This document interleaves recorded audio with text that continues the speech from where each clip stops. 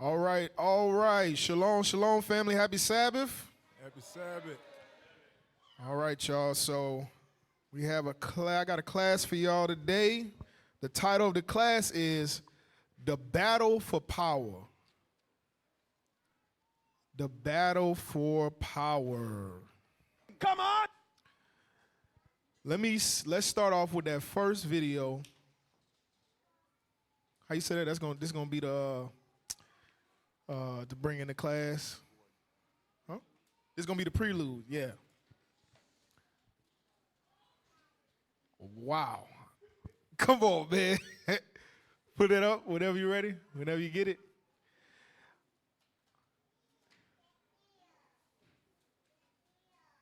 All right, so make sure y'all taking notes. Hopefully this is edifying. Hopefully you're able to take this class, examine it to yourself. Go ahead. Oh, excuse the video. There is some harsh language. All right. All right, go ahead. Who you fucking with, my kid? You was looking at the toy. Do we have a fucking problem, nigga? What? You're my fucking problem. John, hold on a second.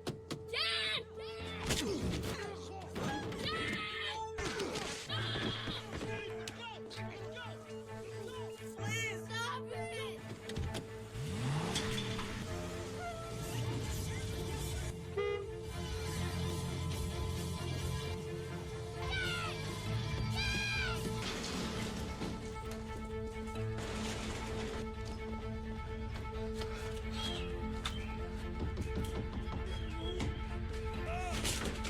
You get the fuck out of my house right now!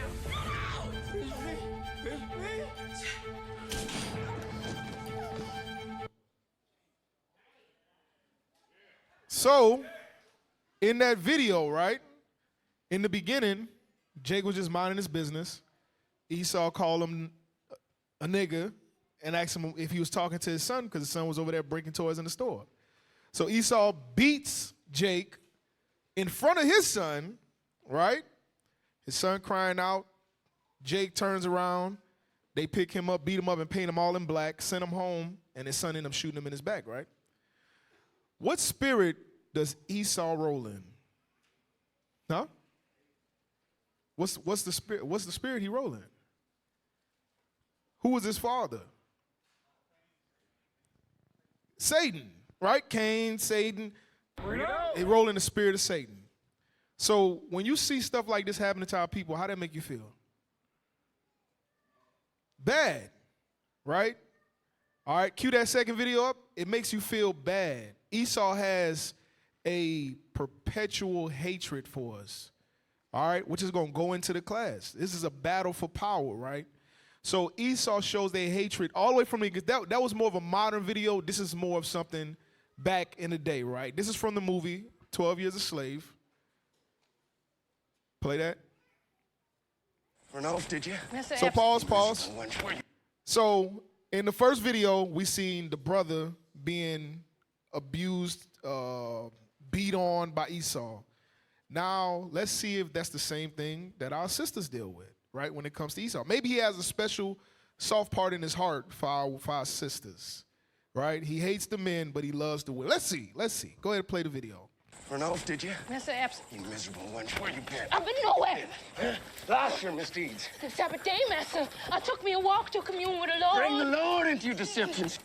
You admit it. Yes, freely. And you know why? I got this from Mrs. Shaw. Mrs. Epps won't even grab me no soap to clean with. I stink so much I make myself get 500 pounds of cotton day in, day out. More than any man here. And for that I will be clean. That's all I ask. This here, what I went to Shaw's for. Liar. The Lord knows that's all. You're a liar. I don't lie, Master. If you kill me, I'll stick to that. Well, I'll fetch you down. Treach! Run fetch some line. Stripper, striker bear, and lash you to the post. So, how many of y'all seen 12 Years a Slave? So that's Patsy, right? Patsy was the cotton picking machine. 500 pounds of cotton every day, right? She just left Because Esau called her, she was gone. He was worried because that's his prize pick. She make all the money. She picked the most cotton. So she went off to get what? Some soap. But if you've seen the movie, after the scene, they tied up and they had the brother whip her back in until it was lashes all on her back, right? So the spirit that Esau rolled in, what it is again? Satan. Does he have a soft spot for our sisters? He hates us both the same, right? Which goes into my class, the battle for power. But it's not necessarily literally Esau versus Israel or Esau versus Jacob. It's brothers versus brothers and wives versus husbands. And what we're going to find out is both of those categories fall in the same spirit as what you see right here. When you have a wife that innately hates her husband, by her actions, she proved that. Let's just call it what it is. She is rolling in the spirit of Esau. Which is rolling in the spirit with Cain, which is rolling in the spirit of Satan. When a brother has hatred for his brother, he's rolling in the spirit of Esau, which is rolling in the spirit of Cain, which is rolling in the spirit of Satan. Right? So the battle for power is not what you might at the end. I kind of set y'all up. I did it on purpose. I did it on purpose. But the battle of power is going to come from them of your own people. You understand? Pull up that Willie Lynch. Pull up that Willie Lynch letter. Let's see, because a lot of times, right now, what we're doing in this truth is we coming back to the commandments of God. We learning how to be righteous brothers and sisters. We trying to overcome these different spirits that ail us. We're trying to get right? But the spirit that's on our people that we fighting, where did it come from? You understand? Through years of captivity, I'm talking hundreds and thousands of years of captivity, upon hundreds of all the different captivities went through, all the way from Egypt till today. We have been gathering spirits from the other nations, which innately comes from Satan, right? So this is an example right here. Put that up on the screen. Read it. The Willie Lynch Letter and the Making of a Slave by Willie Lynch. All right, go to the next page. Read that. The breaking process of the African woman. So, sisters, the spirit that you are rolling in when you have hatred for your husband. And let me be clear. A lot of times we don't like the way things sound when you say it out loud. You understand? The actions that you do show that's exactly what it is. It's not until you call it what it is that it becomes a problem. Meaning, if I ask you, I come to you and say, hey, brother, why you wasn't at Camp 101? And the brother say, I was at work. But he got off at 7. Is that the truth or is that a lie? He said, because he wasn't at work when he was supposed to be at Camp 101. But if I say, bro, what time you got off? 7. So you couldn't come to Camp 101? Nah, you right, officer. If I say, dang, this brother's a liar, that feels bad, don't it? It's like, damn, are you going to the extent of calling me a liar? But you lied.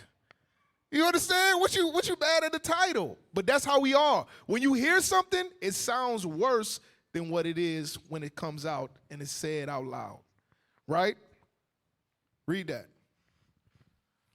Take the female and run a series of tests on her to see if she will submit to your desires willingly. So who is this saying? Who is he trying to test our sisters to see if he will submit to? When it says your desires, who is that? Esau, right? Read. Test her in every way, because she is the most important factor for good economics. He said test her because she's the most important factor for good economics. That sounds familiar, right? Because one of our forefathers, when put to the test to test his wisdom, said that one of the things that was the most strongest outside of the truth is women. Keep reading. If she shows any signs of resistance in submitting completely to your will, do not hesitate to use the bullwhip on her to extract the last bit of resistance out of her. So that strong, black, independent woman mindset that a lot of our sisters have. And keep in mind, that's in the truth too. You understand? You just put a head wrap on it and a dress and fringes and say shalom. But in your mind, Lil Webby is singing in your head. I-E-N-D is all in your head. Do you know what that mean, man? You understand? You got Beyonce, all my single ladies, in your head. I don't want no scrub. Because a scrub is a guy who can't get no love from me. Come on now. All of that is still there. Keep reading. Take care not to kill her. For in doing so, you spoil good economics. So how does Esau view our sisters? Do he view you as a person or as, what's the word for that? As a tool or, say it again? Resource or property, right? Come on.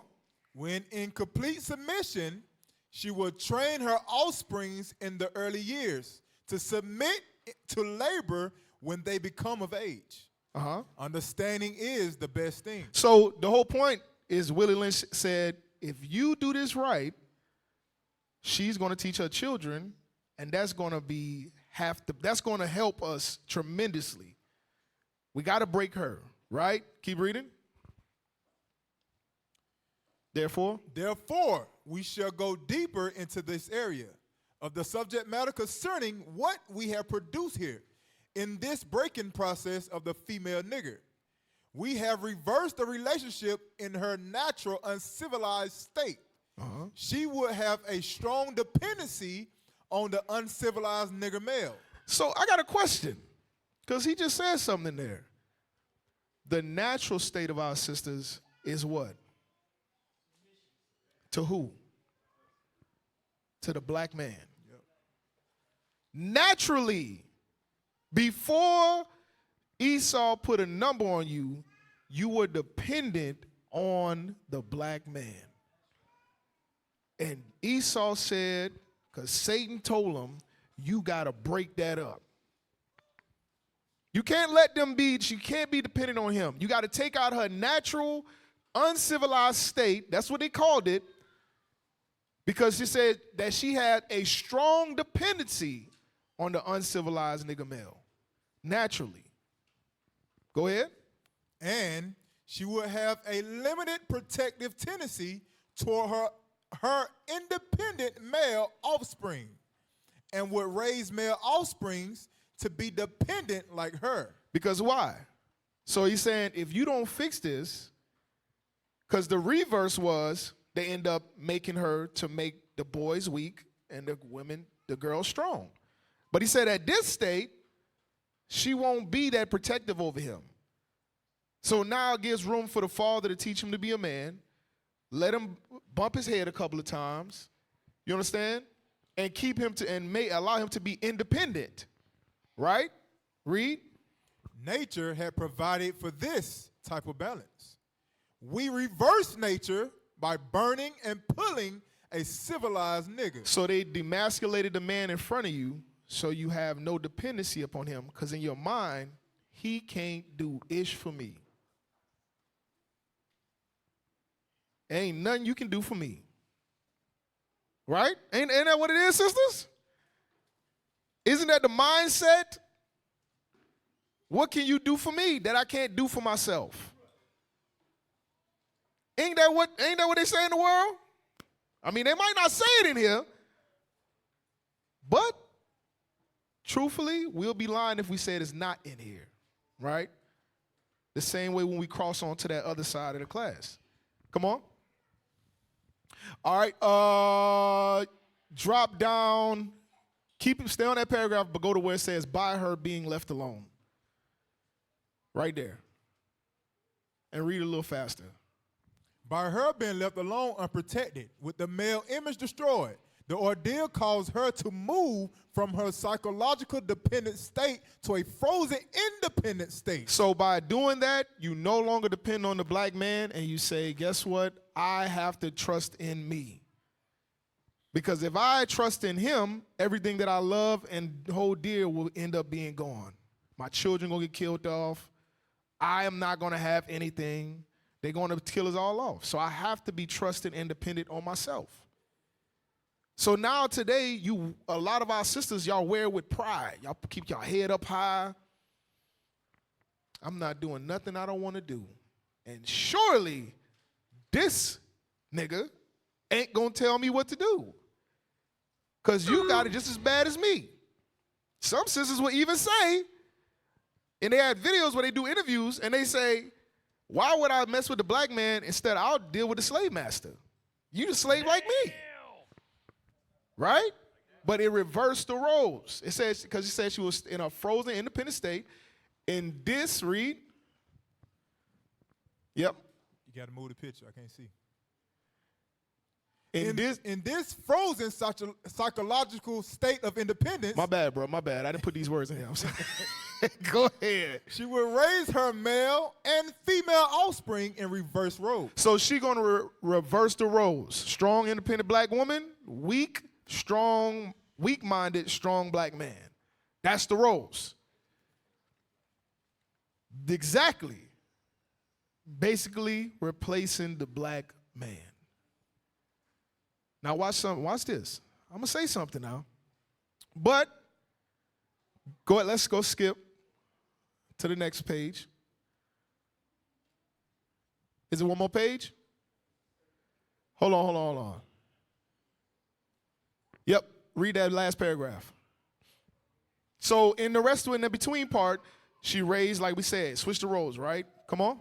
Continually through the breaking of uncivilized savage nigger, by throwing the nigger male savage into a frozen psychological state of independence, by killing of the protective male image, and by creating a submissive dependent mind of a nigger male slave, we have created an orbiting cycle that turns on its own axle forever. Is that still happening today? That's still happening today. That's still happening today. So did that plan work? But where did he get it from? From Satan. That was the last page on that? Pull that last page up. You had some? Oh, I thought I seen it. Yep. Unless. You gotta put it on the screen. Unless a phenomenon occurs and reshift the position of the male and female slaves, we show what we mean by example. Take the case of the two economic slave units and examine them closely. So we are seeing that phenomenon occurring today. But the problem is, some of y'all don't want to change what Willie Lynch put in his letter. Y'all like it this way. You like it the way the roles are. That's why you still disrespect your husband at home. That's why you still make your husband feel like, hey, take me for what I am and deal with it. Because if I don't go and sleep around with nobody, your black ain't going nowhere. So this is what you got, and this is what you're going to get. And then turn around and show up on the Sabbath and smile and greet all your sisters, smile and greet all your brothers, smile and greet the leadership for about a good, how long we be up here? Most people coming in till about 2, till about 10. You're in here for about 8 hours, fronting. But you can't go home and do that for your husband.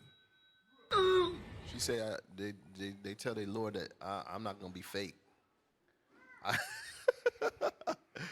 That's the craziest thing I ever heard in my life. You ain't gonna be fake. So you put on and you perform for brothers and sisters in here, But at home, you can't do that for your Lord. Damn! But you're not fake. Because some of the things that I'm hearing, some brothers, things that they're going through at home, it's like you wouldn't even believe it's the same sister. So you obviously, something got to be fake, because I'm not seeing the same thing that the report is being given from home. So somewhere, somebody got to be faking somewhere, right? So you faking. What it is just rebelliousness. You don't want to submit yourself to your husband because you don't respect your husband. That's what it is. Damn. And innately, you what? You hate him. Innately, that's what it is. You hate him.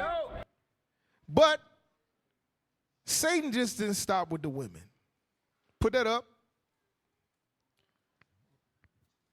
Start at don't forget. Don't forget, you must pitch the old black male versus the young black male, and the young black male against the old black male. You must use the dark-skinned slaves versus the light-skinned slaves, and the light-skinned slaves versus the dark-skinned slaves. You must use the female versus the male versus the female. So, cause them to hate each other.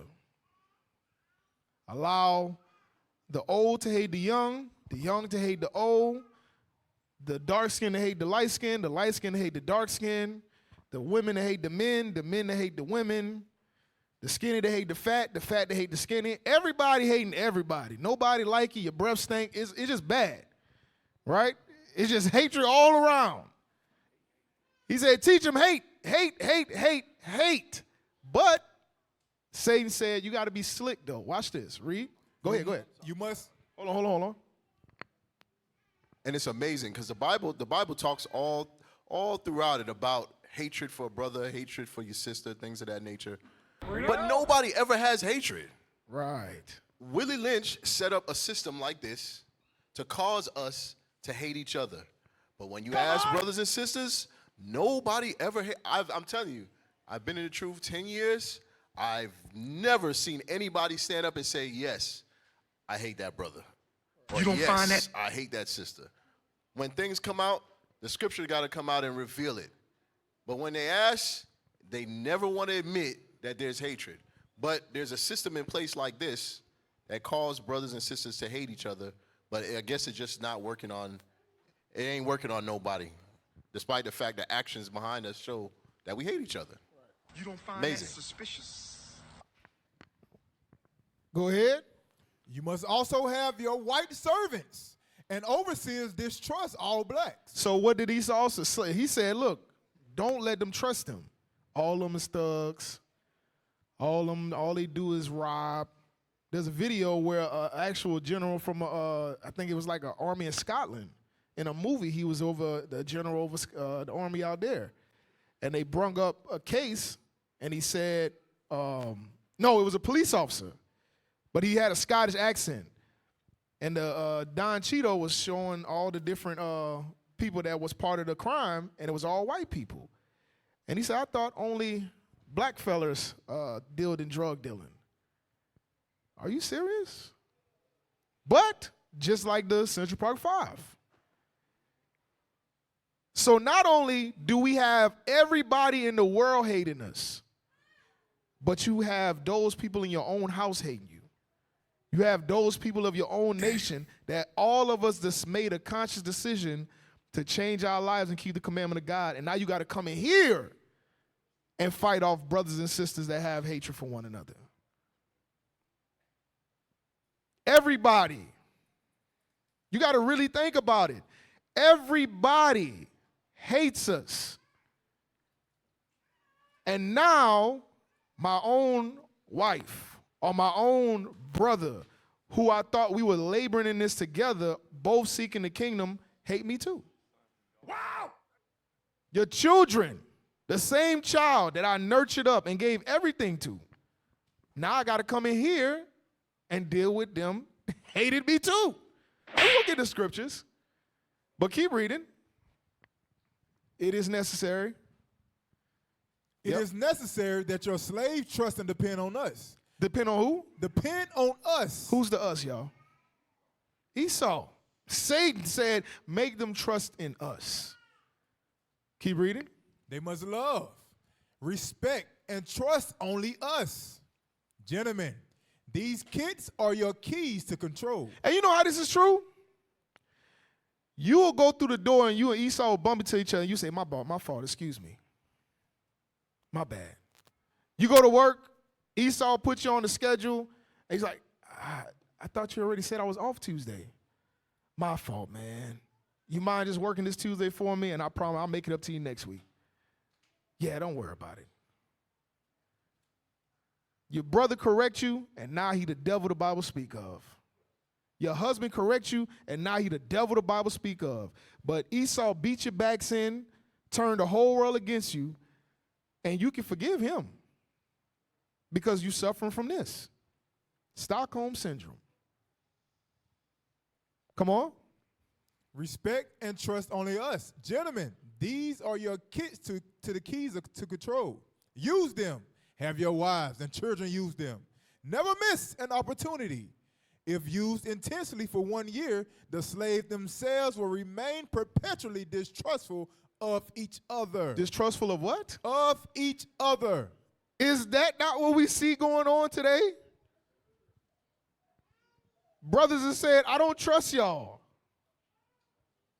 Sisters don't really trust. When your Lord comes up with different plans and ideas, you kind of question it because you don't trust him. And what spirit led him to write this? Satan. And now a lot of us is dealing in that same spirit, but you're calling yourselves the sons and daughters of the living God. But you're going to leave here today and go back home and still disrespect your husband. Wow. You're going to leave here today having hatred for another brother and still not say nothing and pretend that's going to just go over. It's not going to be no issue. You're just going to let it subside. It's all good in Jesus. Hallelujah. Shut up about a Honda? No, her name Shonda. Could have bought a Honda? I don't know. Boy, I really wonder. Come on. About a Honda. John 3:16. For God so loved, you know what's crazy? Even when you was in the Christian church, you dealt in the spirit of Satan, but you talking about God loves the whole world. And you still have family members you didn't like. You still have brothers and sisters you didn't like. You still disrespect your husbands.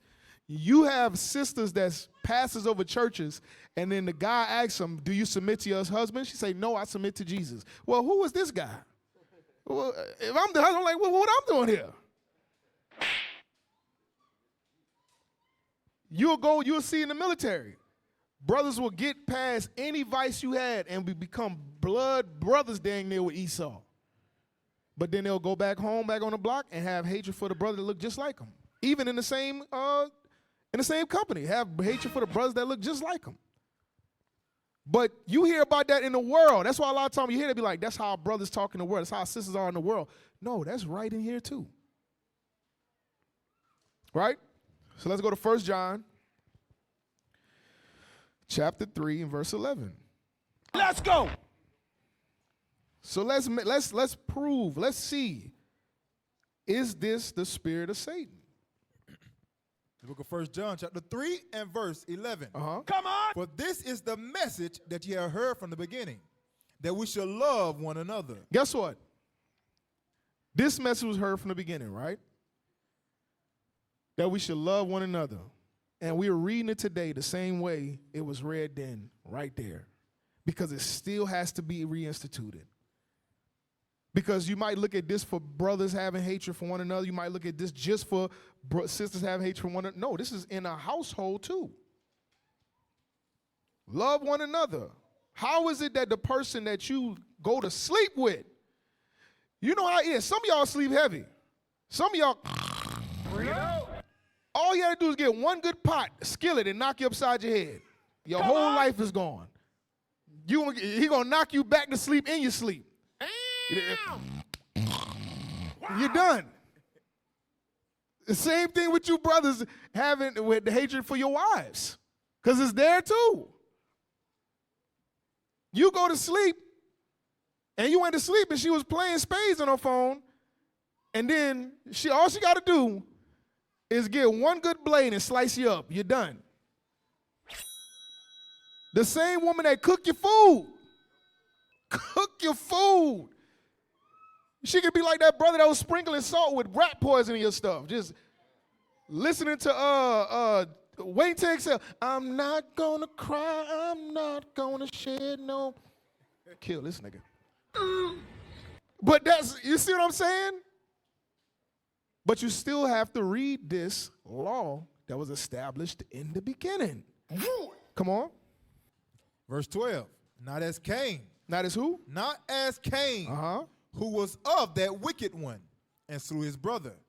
And wherefore slew he him? Because his own works was evil, and his brother's righteous. What you realize with that spirit of hatred, there's never a reasoning. There's never a legit meaning it's nothing that the other person does specifically a lot of times that causes you to hate them. It's because of something that you lacking that causes you to hate them. It be that, and even in marriages, hatred it comes from either there's still some something being held on, a gripe, maybe how something started out back in the day. You understand? For some of us, maybe before you came into the truth, and you still holding on to that grudge. A lot of especially in marriages like that, when it comes to some of these sisters, we look at it like, you made me this way. Well, I'm not, if we supposed to look at things that are written aforetime, Abigail had a pretty foolish husband. That's why his name was Nabal. And she still was as righteous as it came.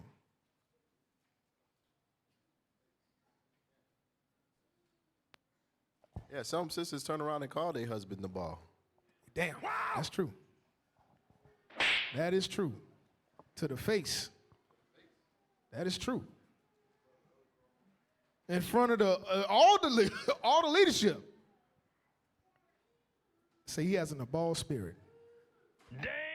Well, sister, are you Abigail? Like that? In the flesh. In the flesh. Wow. Read. Marvel not, my brethren, if the world hates you. So we just, even in the Willie Lynch letter, right? Now we read in scripture, the world hates us. Because we are a constant example to our people in the world of what they're too scared to do to become. And we are a constant reminder to the other nations of what they were not blessed with having. Understanding that there's a fall coming for them that for us that keep the commandments is not going to be. Right? Keep reading. We know that we have passed from death unto life because we love the brethren. Because we what? Because we love the brethren. Before you came into this truth, what were we living in, y'all? Sin, which is what? Death. Now that you come into the commandments of God, you're supposed to be living in what? Life. Because commandments give you Life. So, it says, we know that we have passed from death unto life because we love the brethren. Read. He that loveth not his brother abideth in death. So when you don't have love for your brother, where you abide? In life. In death, which means you're in the midst of what? Sin. So is it a law to love your brother? Is it a sin to hate your brother? Yes. Is that just for brothers or that's for the sisters as well? Both. It's sisters too. Message. Go ahead. Whosoever hateth his brother and cue up that last video, y'all. Go ahead. Verse 15. Whosoever hateth his brother is a murderer, and ye know that no murderer hath eternal life abiding in him. So when you hate your brother, it's the same as being a murderer, right? It's the exact same thing as being a murderer. And we know that murderers, like it says, had not eternal life abiding in him. So in this script, it went into the spirit of who? Who did he use as the example? Cain, right? And we know that Cain was rolling the spirit of who? Satan. Go to Hebrews 12. Let's see who else. Hebrews 12 and start at verse 14. The book of Hebrews, chapter 12 and verse 14. Uh-huh. Follow peace with all men and holiness, without which no man shall see the Lord. You know how some of you struggle with that? Because it's hard for you to tell the other person that they're right. Come on. It's hard for you to take correction from your brother. It's hard for you to take correction from your husband. It's hard for you to take correction from your sister. And we all supposed to be in here for each other, right? To help get the kingdom. You're supposed to depend on each other, right? Read. Looking diligently, lest any man fail of the grace of God. Come on. Lest any root of bitterness springing up trouble you. Lest any root of bitterness spring up trouble you. And thereby many be defiled. So we defile with bitterness. Is that something we deal with in here? That's exactly what it be. But you know the crazy thing is, and I'm going to say it's most of the time, it's both brothers and sisters. But the most prominent side is the sisters. Sisters know how to put on a good face before they come around people. And sisters hate to be revealed for what they really are. When you put their business out there, you done ruined my whole cover. You done ruined the whole cover. It's like you done took them. We're going to see it just like this video we're going to watch, but let's finish this first. Verse 16. So let's see where all of this come from. It says, and you will be defiled from this, read. Lest there be any fornicator. A fornicator. Or profane person. A profane person. As Esau. So what spirit is this rolling in? Esau. So when you have bitterness towards your brother, because it started out by saying, let's follow peace with all men. Right? And it told you to look diligently on these things, lest you fall from the grace of God. And all of this is stem from the spirit of Esau, was stem from the spirit of what? Satan. Come on. Who for one morsel of meat sold his birthright. And a lot of times, that's even with brothers and sisters in this truth. A moment of you just feeding that lust of hatred or feeding that lust, well, it's hatred, both sides. For wives for their husbands, brothers for brothers, sisters for sisters, it's hatred. You're sacrificing or you're chancing your opportunity to the kingdom just for that moment of hatred. Just like Esau. Esau sold his whole birthright for a morsel of meat. Some of you sisters will sacrifice your route to the kingdom just because you don't want to agree with your husband. Just because you don't want to submit to your husband. I can't let him think he right because the other time he was wrong. If I tell him he right this time, he gonna always think he right. And then when he was wrong, he gonna still think he right, and he gonna feel like he's saying he's doing something. I'm not about to let this nigga feel like he think he right. I can't tell him that. Why would I tell him that?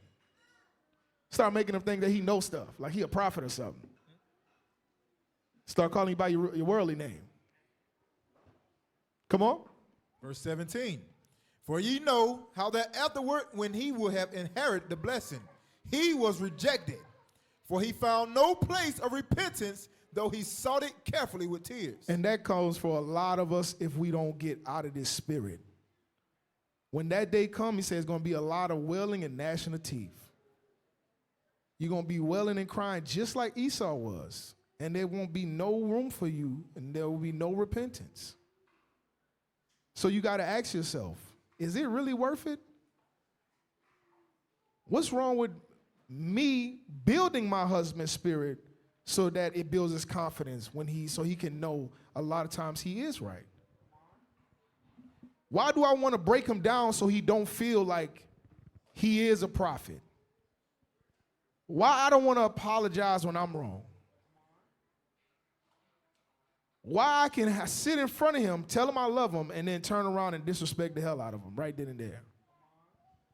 How do I go to war where brothers is supposed to be watching your back and have hatred for that same brother? Is it worth it? You entrust your whole, a lot of us, even when we travel, you be knocked out in a, brother be on the wheel, your whole life is in his hands. You trust him for that, but you don't trust him for none of the judgment he give. Does that make sense? I trust you to stand on sentry behind me in a camp where there's people on all sides of us. I trust you enough to make sure they don't come and knock me upside my head or stab me or shoot me. I know you're going to let me know, but I don't trust your judgment. Wow! I don't trust when you say you see things. I don't trust that. Does it make any sense? Yes, sir. But the same thing, like I said, when it comes to this, it's both sides because you have brothers that put on a facade, but brothers are not as good as keeping that going. When they put that facade on, is a lot of times it's easy to see through it. You can catch it. You be like, that bro, come on, bro, something wrong with you. That ain't wrong. Come on. Sisters are professionals. Y'all like the master of disguise, the one that called it turn on turn. Y'all like him. Y'all can put on it so good. You understand? You was gonna say something? No, I was saying just on your point, because brothers, you'll be sitting here, you'll sit with a brother, you'll go through, thousands of counsels. Right. You know, you and the brother go through counsels. Y'all, there's never no issue until the counsel is them. You know what I'm saying? And when the counsel is them, now it's, I don't agree with it, or I don't believe it to be right. You know what I'm saying? And those are the things, really, when that happens, you really have to examine yourself and see, is what I'm thinking, is that really legit? And just look at it from a statistical standpoint. If you sit through judgments, you sit through 100 judgments, and 99% of them we agree, and now all of a sudden there's a certain particular judgment and it's me, right? And now all of a sudden that judgment is not right. You got to really look at it and say, wait a minute, man. I might have, say you might be on me right now to where I can't see this. You know what I'm saying? Or if you're with a sister and you're around them all the time, you seek counsel for them or whatever the case is, and y'all talk, and now the sister is correcting you on something that you've done, and now all of a sudden there's something wrong with that sister. No, you have to look at it. There's probably something wrong with you. That's what it is. You hate the correction. That's what it is. You know, and you have to be able to recognize that and deal with that, internalize it, and fix it. And you know, the funny thing is really those are the people you want to be around. You want to be around that person that's going to look you in the face and tell you, hey, sis, you out of the spirit for doing X, Y, and Z. You know what? Because nobody wakes up and says, I want to correct this brother or this sister today. Like, ooh, I can't wait till I see old Abel over there. Ooh, when I see Abel, got his picture up on your bathroom mirror like 50 Cent. Like, ooh, when I see Abel, I'm going to correct it. Nobody wants to do that. I know I don't want to do that. Maybe there's somebody, I don't want to do that. So it's like when you got to go to that brother or that sister and talk to them about something you know they don't want to hear in the first place, that's the most difficult thing. And the only reason why most of us go through it and do it is because the Bible tells us to do it. You understand? And that's real love. That is real love. And when you have that, you should honor that. Because if somebody got to be around you and they never able to correct you and tell you some stuff that you don't want to hear, then they don't really have your best. And if they're not willing to go through, dang, I got to do this because this brother needs to hear this or this sister needs to hear it. If they're not willing to go that extra step, then they don't really love you. Right. That's just what it is. Yep. Go to James 3 and verse 14. The book of James, chapter 3 and verse 14. So let's see, it said, any root of bitterness spring up in you. Let's see what this spirit, because we said it showed it came from Cain. We seen it came from Esau. And now we narrowed it down from where it started. Come on. But if ye have bitter envying and strife in your hearts, glory not, and lie not against the truth. So a lot of times it's not only be bitterness, but it be envy. You envious because that brother might be doing better off than you. You might be envious of the skills and talents that that sister have. You understand? There's bitterness and there's envy involved when hatred is there. And it doesn't make any sense because we all in it together. You understand? There's not going to be a special type of kingdom for some of us. It's going to be one kingdom. There's not going to be some, oh, nah, hold on, wait a minute. Nah, this one right here, he made some good money, had a good living. He going to live in the good kingdom. You going to live in the poor kingdom because you ain't have it like him. I'm just going to let you know. And that sister, you see, her hair wraps was always, she thinks she cool coming and doing new stuff with hair wrap. Sis, just do your hair wrap like everybody else. No, because that sister in the kingdom is going to be a head wrap section for all the good sisters. It's going to be, this is the head wrap section in the kingdom, and all the bad head wraps going to go over here. All the best unleavened bread makers going to go in this part of the kingdom. They're going to sit next to Jesus. All right? If your unleavened bread was bad, you're going to sit in the back. You're going to be in the back. You're going to be about the one that you didn't read about that fell out the window when Paul was teaching. That's where you're going to be at. It's not like that. It's one kingdom. And we both, all of us is fighting all the stuff that's coming against us in the world. Yeah. So why are you competing with the person that's supposed to be here to help you? Why are you hating with the brother that's supposed to be there to help you? Bring it out. Why are you hating, why you have hatred for the man that's supposed to be there to help guide you? Because when Christ come back, you ain't going to come there because it said that the husband is going to present y'all, the family, to Christ. You're not going to step in. Your husband come, Lord, this is what, move, nigga. Look, Christ, this is what I did. The hell with this. This is what I did. Now, first off, I had to pick up all his drawers. And look, no, hold on. Stop. Ain't just going to be pulling you back. Like, no, let me finish talking what I got. You're done. You're done. Regardless if you want it or not, sister, that's your Lord. Your best bid is to do what we read in 1 Peter, which will chase conversation and help build him up. Bring it out. To make him into that godly man. Because you know what's crazy? When leadership come on there and bishop come on the chair on the screen walking, everybody stand up and you clap. Yes! Rightfully so, because he deserved double honors. But then you go home and you looking at your husband like this. Why you ain't a bishop? I'm telling you, bro, it's just stuff like, and then he got the nerve to talk about he wants something to eat. I can't believe it. How you fix how you fix his lips? To ask me and then clean up after. You ain't even doing nothing. Are you a bishop? Do you got an intro for the Sabbath class? Because I ain't see it. And that be the mindset is foolish. You understand? Go ahead. Verse 15. Come on. This wisdom descended not from above. So that bitterness, that envy and strife, it don't come from above. This is not godly. Read. But it's earthly. Earthly. Sensual. Sensual means, look, a lot of times it makes you feel good to get that out. You're like, damn, ooh, I was just so mad, but just to tell him, no, look at his face, he mad. He mad because I told him I ain't going to do it. I ain't doing it. Now what? 1 Corinthians 7:3, you ain't getting it. My head hurt. What you going to do? Rape me? I'm going to call the police, nigga. Cops. 911. Same thing with brothers. You'll sit there, that brother be up there teaching, struggling. He need a what's that precept?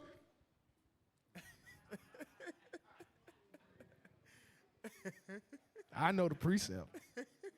Oh, I know the precept, but I ain't giving it to him. Because I'm next. I'm going to pull that precept. This would help him out tremendously, but I don't like because no. Remember earlier, it kept one-on-one, he kept scoffing us and thought he was doing something, and now you need a precept. Figure it out. You figure it out. Sin, it feels good. Sin is pleasurable. To you that felt good, yes, look at him. He don't like it. They used to have a brother, when he get corrected, he would stop answering the phone. I'm not lying to you. He would stop answering the phone, right? And then one day, I'm like, bro, so you didn't see the phone call? I ain't gonna lie, I had a devil on me. because I stopped being the phone. And he thought he was getting back. Look at him calling me. He said, I'll just be laughing on the other end. I'm like, what the hell? But to him, it felt good because he felt like, look at him. They calling me. I ain't going to answer. How about that?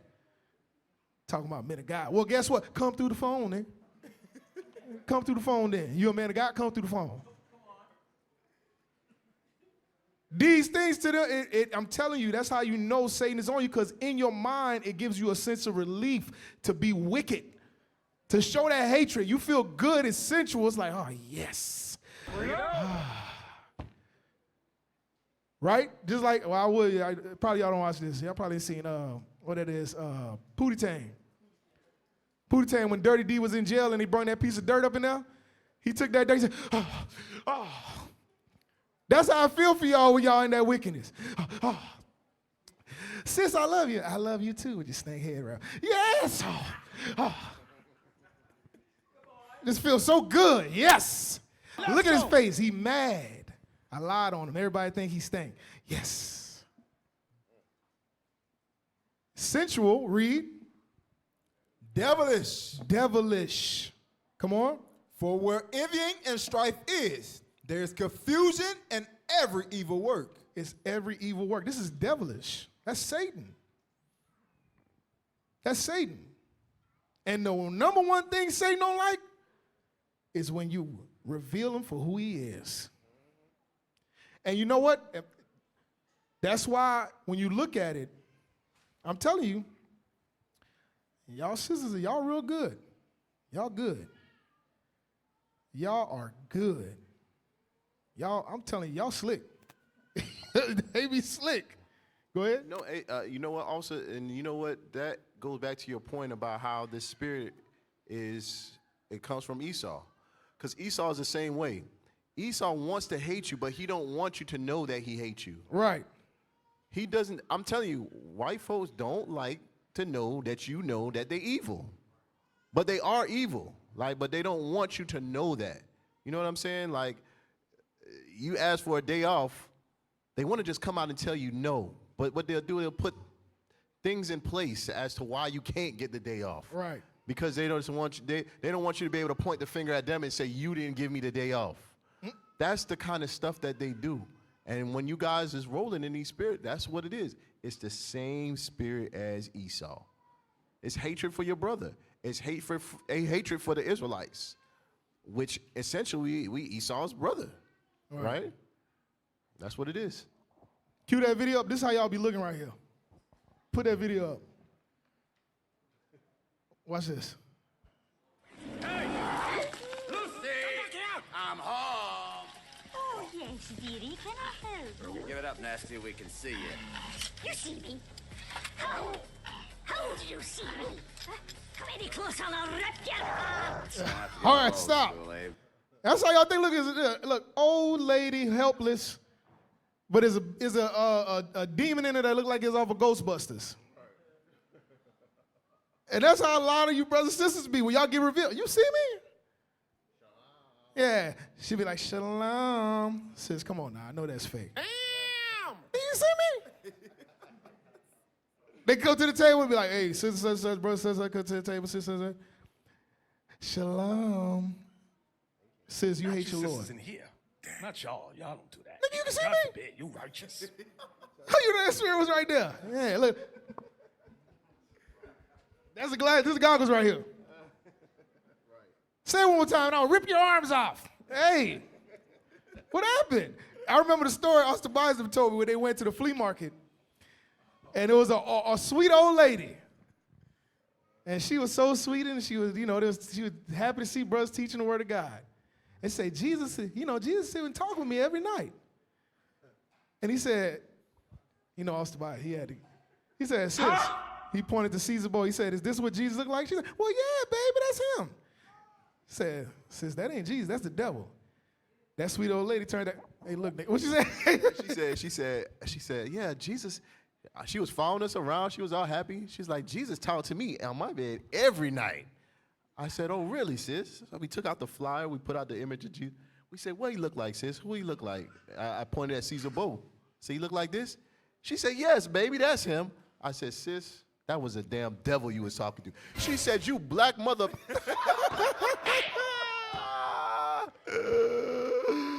Hey, I'm not lying. I'm dead serious. Brothers in here was there. Officer Abner was there. I think maybe Saul might have been there. Officer Yuri was there. This is a real story. She flipped just that quick. So that's what it be.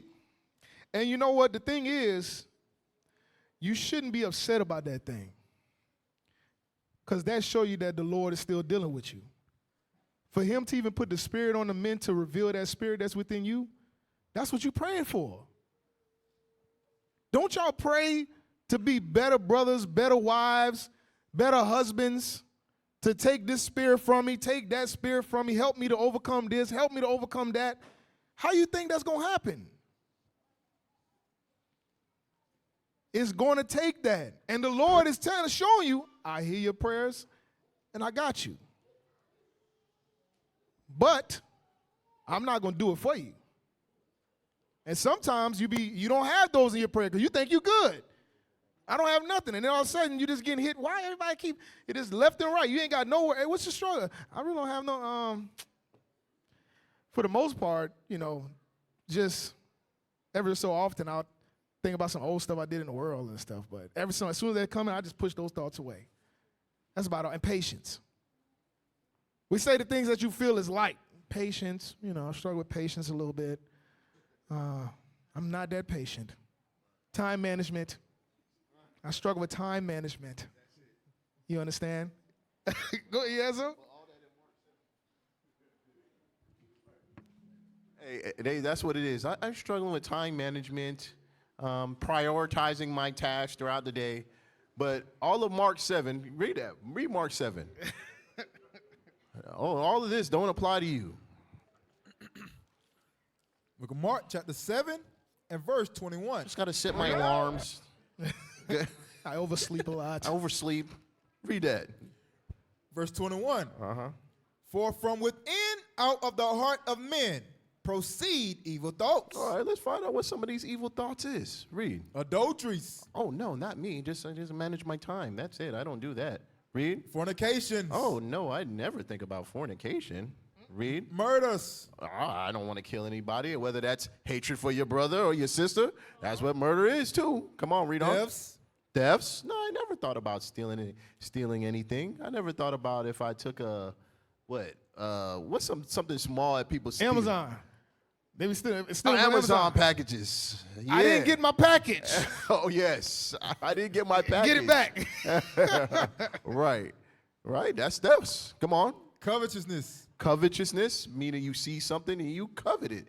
I want it. This brother have it. I want what he got. Right? And it ain't the good gifts. Come on, read on. Wickedness. Deceit.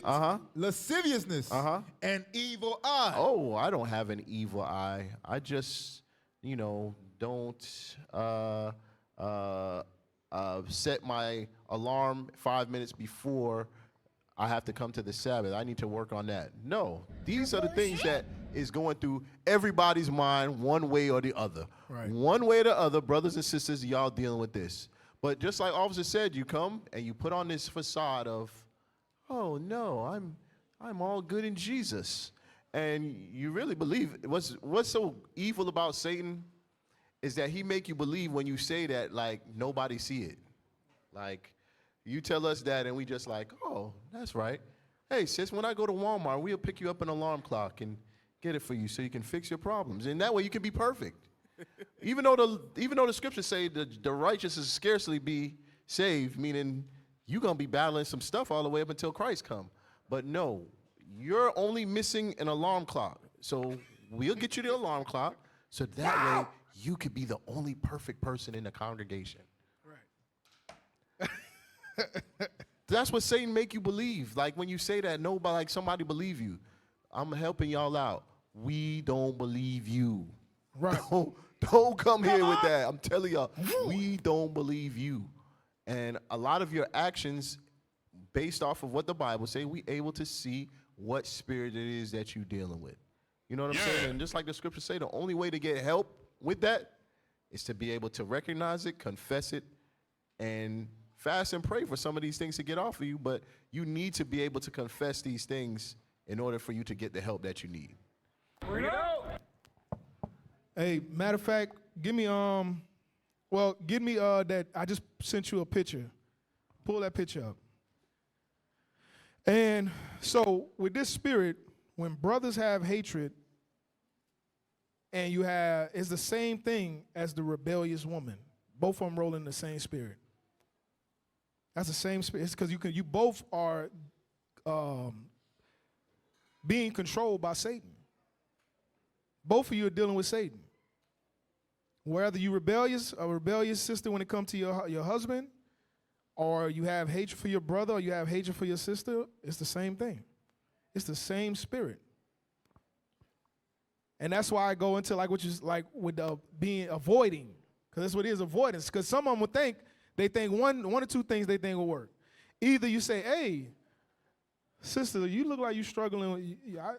Based off what you're saying, you struggle with hatred. You hate your Lord. No, I don't. Oh, snap. Damn. I don't know what I was thinking. She's right. She doesn't deal with hatred. Thank you, sis. You almost had me. I almost thought you dealt with hatred. I don't know why I was thinking that. You know, you come over there and brothers, hey, bro, you got a prideful spirit. No, I don't. Damn, maybe you don't. Why was I thinking that? I don't understand it. So That ain't gonna work. Yeah. Excuse the hell out of me. I'm sorry. Excuse me, sir. I'm sorry. We didn't. I apologize. Or avoidance. Right. If I don't go by them, I don't talk to them, I stay away, pop my head out every so often, they never can see it because I'm not around. Right. And you know what they do? Can you go somewhere? Sirach 17:13, I think it is. Bring it out. The book of Sirach, chapter 17 and verse 13. That's what I want. Let's go. Every beast.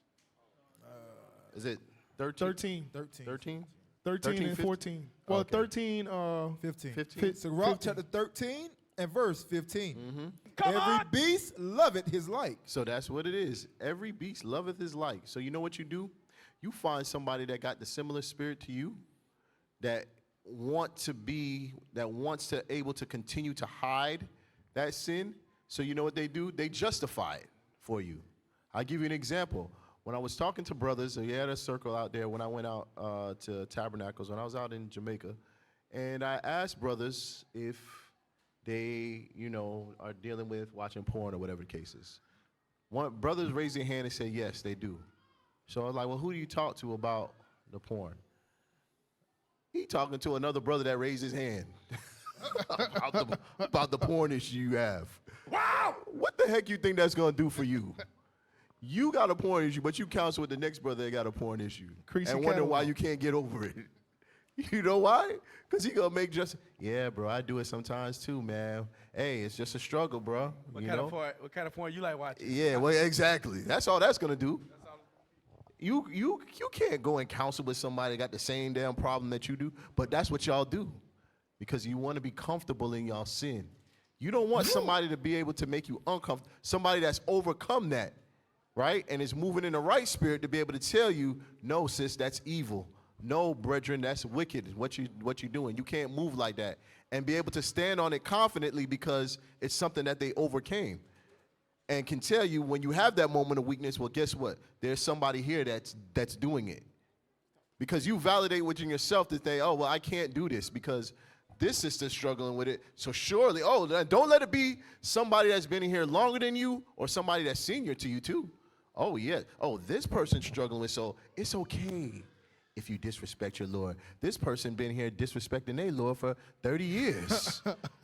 You only been here 5 years. It's all good in Jesus. Says it's an everyday struggle.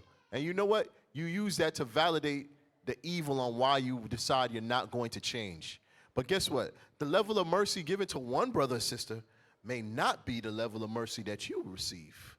That's what you don't recognize. So you being pacified, Satan pacifying you, and being comfortable in. I remember my rib, like especially in the beginning when we first came in, I'm like, hey, you need to fix X, Y, and Z. I'm working on it. Okay.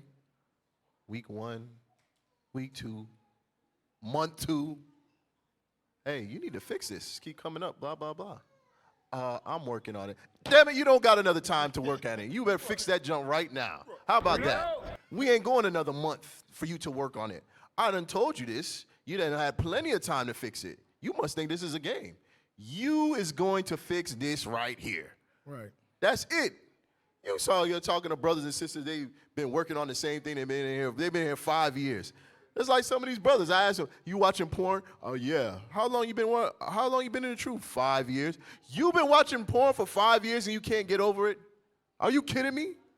You ain't trying to. I'm working on it. What is there to work on?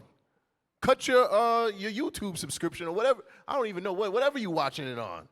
Cut your phone off. But to be in that thing 5, 6 years or whatever again, you still working on the same thing, you only deceiving yourself. You're not working on it. So just stop. Stop. And that's just like I said, you want to talk to brothers and sisters that pacify you in that. You don't want to be around a brother that tell you, brother, you wicked as hell. You sitting here watching that for 5 years. You need to put that thing away. You don't want to hear that. So you want somebody to say, yeah, bruh, it's an everyday struggle, man. You know, sometimes this week, I just watched it for 1 day. That's what you want to hear. So you know what? Well, if you just watch it for 1 day, I'll watch it for an hour. And I'm doing good. I'm progressing. No, stop fooling yourself. Stop playing with sin. The scripture tell y'all that. Stop playing with sin. And also, that be the brother and sister that stay away. Right. That's the ones that like to stay away because they can also hide. Right. You know, they can hide the sins they're battling. You know, the things they're battling. If they're around people, they can see through it. They're going to stay away. Right. You know? Yep. And they don't like to hear it. A lot of you brothers and you sisters, whenever you get corrected, you turn to an old rich white woman. As soon as you get corrected, I'm appalled. Hey, you were broke. Don't try to take on that personality. You know you wicked as hell. Talking about you appalled. You ain't never looked that definition up. All right, pull that up. So go into what Officer Gideon was just talking about. They'll stay away. Read that.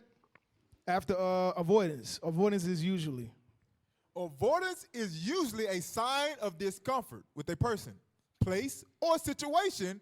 It can show So when you deal with avoidance, it's not just you have a discomfort with a person, place, and situation. Those things are, they just gave a broad thing of the main things people deal with on everyday life, like you see right there, right? But what happens when something is unavoidable? Like maybe your spouse. You can't avoid them because you're there with them every day. So then that bitterness springs up. Eventually that hatred springs up. But you avoid the things that cause you discomfort.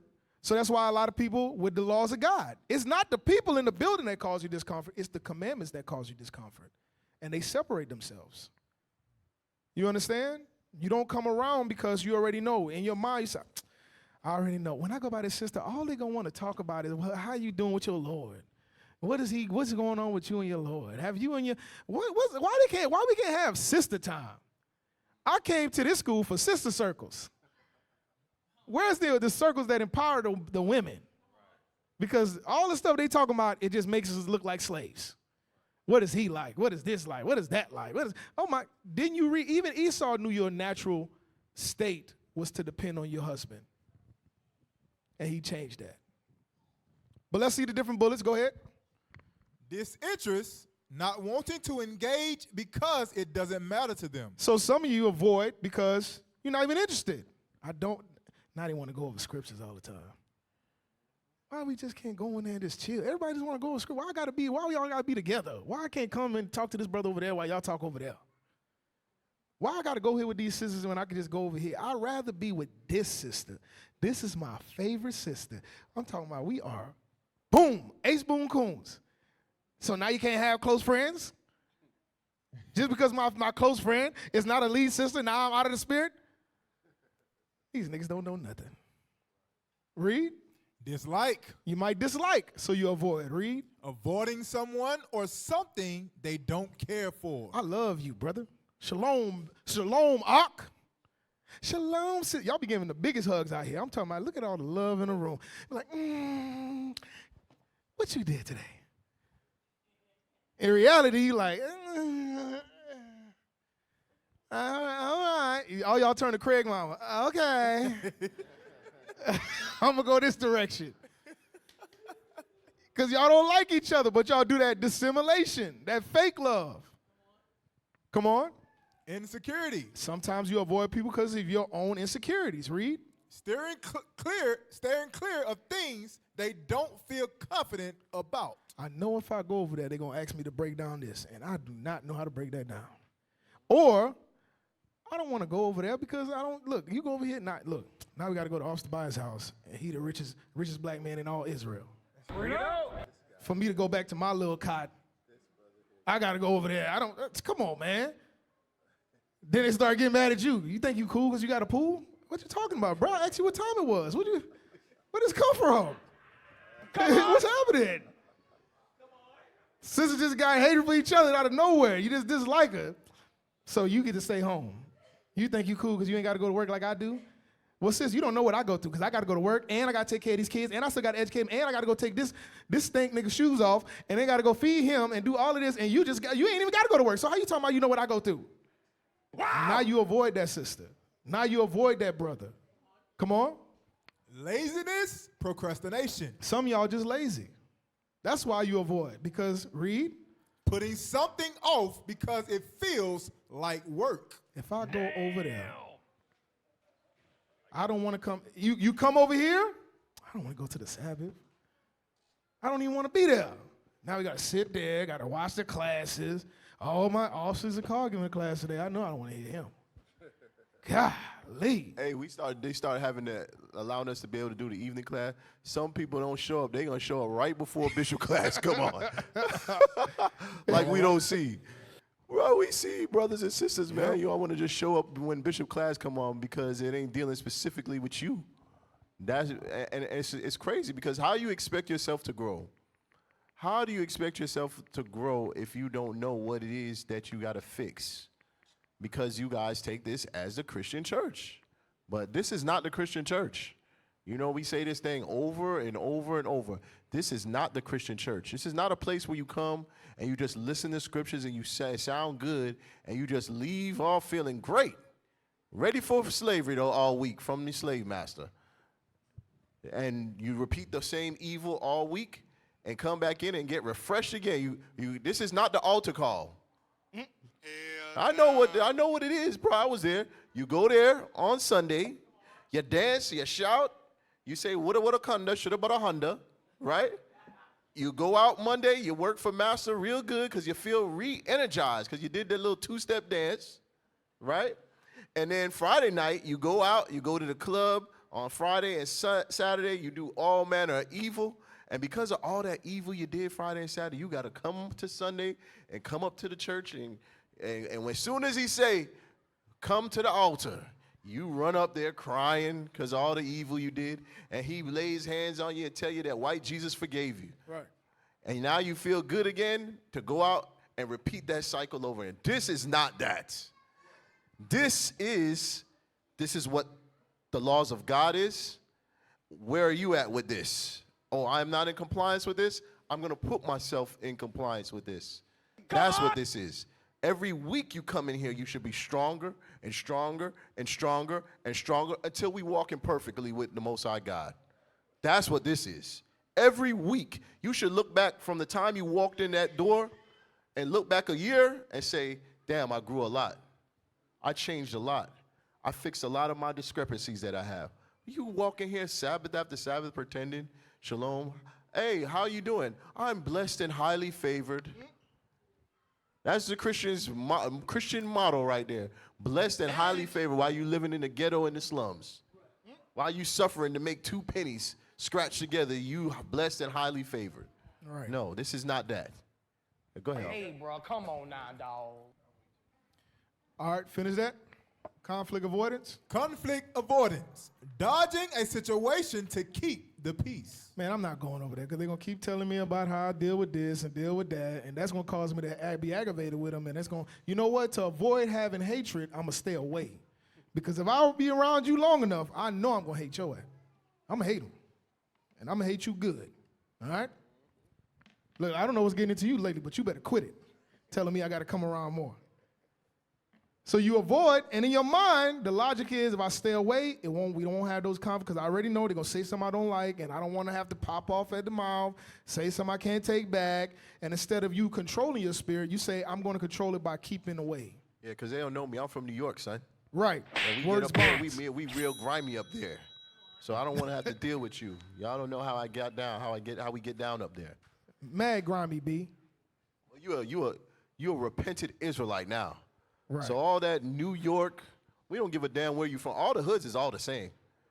We don't care where you from. We care what this Bible say. You gonna do what the Bible say do. All of us gonna do that, no matter where you from, whether you from New York or whether you from dang on Kingston, Jamaica. You gonna do what the Bible say do. Right. And I don't give a dang if you had Timbs or high heel Timbs. It don't matter. All right? Butters, it don't matter. Put the butters on. Yeah, the beef and broccolis. Come on, man. You know, I used to stump. No, I don't care. Keep the Vaseline in the home. I don't care if you was fighting, rubbing the Vaseline on your face, taking your earrings off. But New York, the people in New York is rough. The sisters is rough up there. You know, we heard sisters telling men to do some crazy stuff. That only men say. that. Yeah. Go ahead. I'm not going to say it. You ain't going to get me to say it. I'm not going to say it. In short, if someone is avoiding, it often means they'd rather not deal with that thing at all, either because they don't want to or because they don't feel ready to. So that's That's why a lot of y'all avoid. A lot of y'all avoid, and just like you were saying with the points, some of y'all come in just in time when the class come on, so you ain't got to talk to nobody, and then as soon as the class go off, you out the door. So you ain't got to talk to nobody. That's a lot of reasons. Go ahead.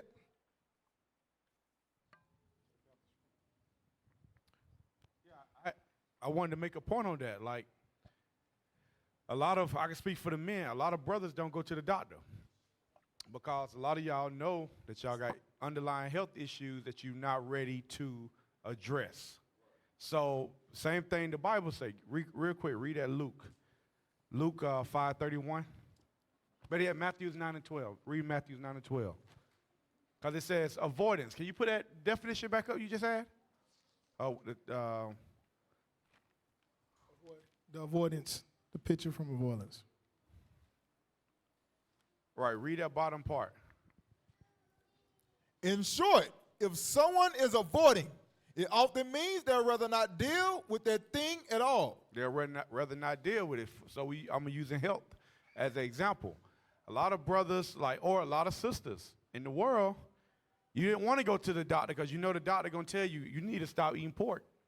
Your ankle's swole and you out of shape because you eating bad. A lot of people didn't like to hear that. But when they came out, the doctor said, hey, you're going to die if you don't change your eating habit. Guess what? They start to listen. They submit it. That's the same thing in this truth. This is a hospital. When you walk through those doors, that means you was ready to acknowledge and confess your faults and get help to get the medicine you need. That's what Christ said right here. Read that. Matthew chapter 9 and verse 12. But when Jesus heard that, he said unto them, they that be whole need not a physician. So if we was all whole, it's no need for us to be in here. If we had all our stuff together, it would be no point for us to be here. So if you're here, you're saying that, hey, I need help. Right. I need help fixing my problems. So in order to get your problems fixed, guess what? You're going to have to address them. You're going to have to confess your faults. You're going to have to deal with whatever it comes with it. The doctor said, hey, take this the NyQuil. Everybody hate NyQuil. But we know one thing about that green NyQuil, it used to get the cold gone quick. So that's the same thing with this truth. It's like, it don't taste good, but guess what? It's good for you.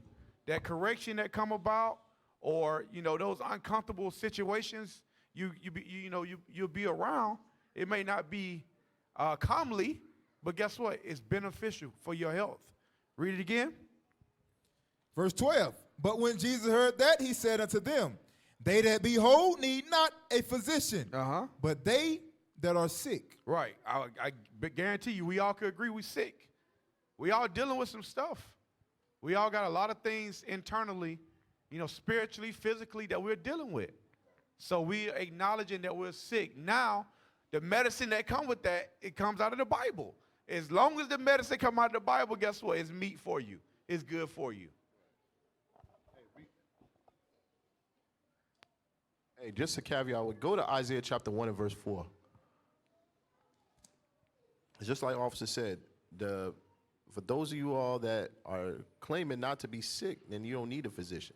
Everybody came in here because they sick. We recognize that we ain't right, and we want to get right. That's the reason why we here. And if you saying that you all good in Jesus and you perfect, then obviously this don't apply to you right here. Watch this. Read that. Isaiah chapter 1 and verse 4. Sinful nation. A what? A sinful nation. So God said we are a sinful nation. Watch this. Read on. A people laden with iniquity. A people laden with what? Iniquity. So we all laden with iniquity. We all sick. Watch this. Read. A seed of evildoers. Children that are corrupters. They that have forsaken the Lord. That's what we did. For years, for centuries, we have been forsaking the Lord. Read. They have provoked the Holy One of Israel unto anger. That's why we in captivity. That's why we up under this so-called white man today, and he's constantly oppressing us. It's because of this. Keep reading. They are going away backward. Why should we be stricken anymore? You revolt more and more. Go to verse 6. Verse 6. From the sole of the foot even unto the head, there is no soundness in it. We all sick. That's what that's saying. From the man that just walked in the door today to brothers that been here from day one, every last one of us is sick. So guess what? We've used this Bible to be able to heal us. That's what we have to do. And we cannot run from it. When them arrows, when them crosshairs is turned on you, guess what? You have to accept it. You have to accept it and deal with it and build in order for you to get better. Everybody understand that? Yes, sir. All praise. All right. Go to 1 Timothy chapter 2 and verse 11. Let's go. 1 Timothy 2, verse 11. Come on. Let the woman learn in silence with all subjection. Hey, y'all ever seen a movie with vampires and they throw a little holy water on them, and as soon as they throw the water on them, it's like, ah! When you read this scripture, that's how sisters be, ah! Yeah. Don't read it again. Do not read it again. Come on, man. Hey, officer, that go back to what you said earlier. You were saying that some women, they take submission as slavery. So they say, I'd rather be enslaved by the slave master instead of to be a subjection to my own husband. Yep. Hey, my fault. Cue video 5. Go ahead, read. But it says, let the woman learn in silence with all subjection. Come on. But I suffer not a woman to teach. So does that mean y'all can't teach at all, sis? Y'all supposed to teach the children, and the oldest is supposed to teach the younger sisters, right? Read. Nor to usurp authority over the man. It was never set up for you to usurp authority over a man. But a lot of you sisters utilize this truth to try to subtly hold that authority over your husband. Yeah, you use the world, but you think since you're in the truth, it ain't seen. Let me say that. Because you'll come, and let me ask y'all this. Let me paint this picture for you. Imagine how your husband feel to see the person he wants you to be only come out when you're not with just him. Because you show him exactly what it is he asking for, you just don't show it to him. How you think that make him feel to see you deal like with that with other men, but when y'all go home, you can't show that to me. Yeah, so I remember well, maybe a couple of years ago, I was doing a fundraiser down in Atlanta, and there was a sister out there doing the fundraiser. I mean, this sister was on point with everything. I was like, dang, hey, who's this sister? Let me let the Lord know. Hey, you know, this sister is putting in a lot of work, bro. She was very, very helpful. Man, you went to find out, the brother was like, what? The report was terrible. She was gravely disrespectful to us. So I'm like, sis, what's the point of you coming out to the fundraiser? You listen to the officers, yes, sir, no, sir, you do this, you're moving. But when you get home, you treat your husband like a nigga. What benefit is that for you? That's not a benefit. You know, to be honest with you, even though it's still evil as hell, I would rather it be the other way around. You know what I'm saying? But you know what? Spiritually, it don't work like that. You will never find, very rarely will you ever find a sister that honors and respects her husband come in and disrespect men in the congregation. Right. It's not going to happen. The two of them coincide together. Meaning when you see a sister being disrespectful to you in the body, know for a certainty she's disrespectful to her Lord at home. That's how it goes down. They both complement each other. You got something? 5. Video 5. All right, go ahead, read.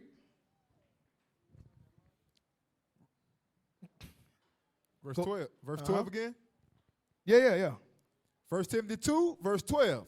But I suffer not a woman to teach, nor to usurp authority over the man, but to be in silence. So for brothers that might not have known, your wife is not supposed to have authority over you.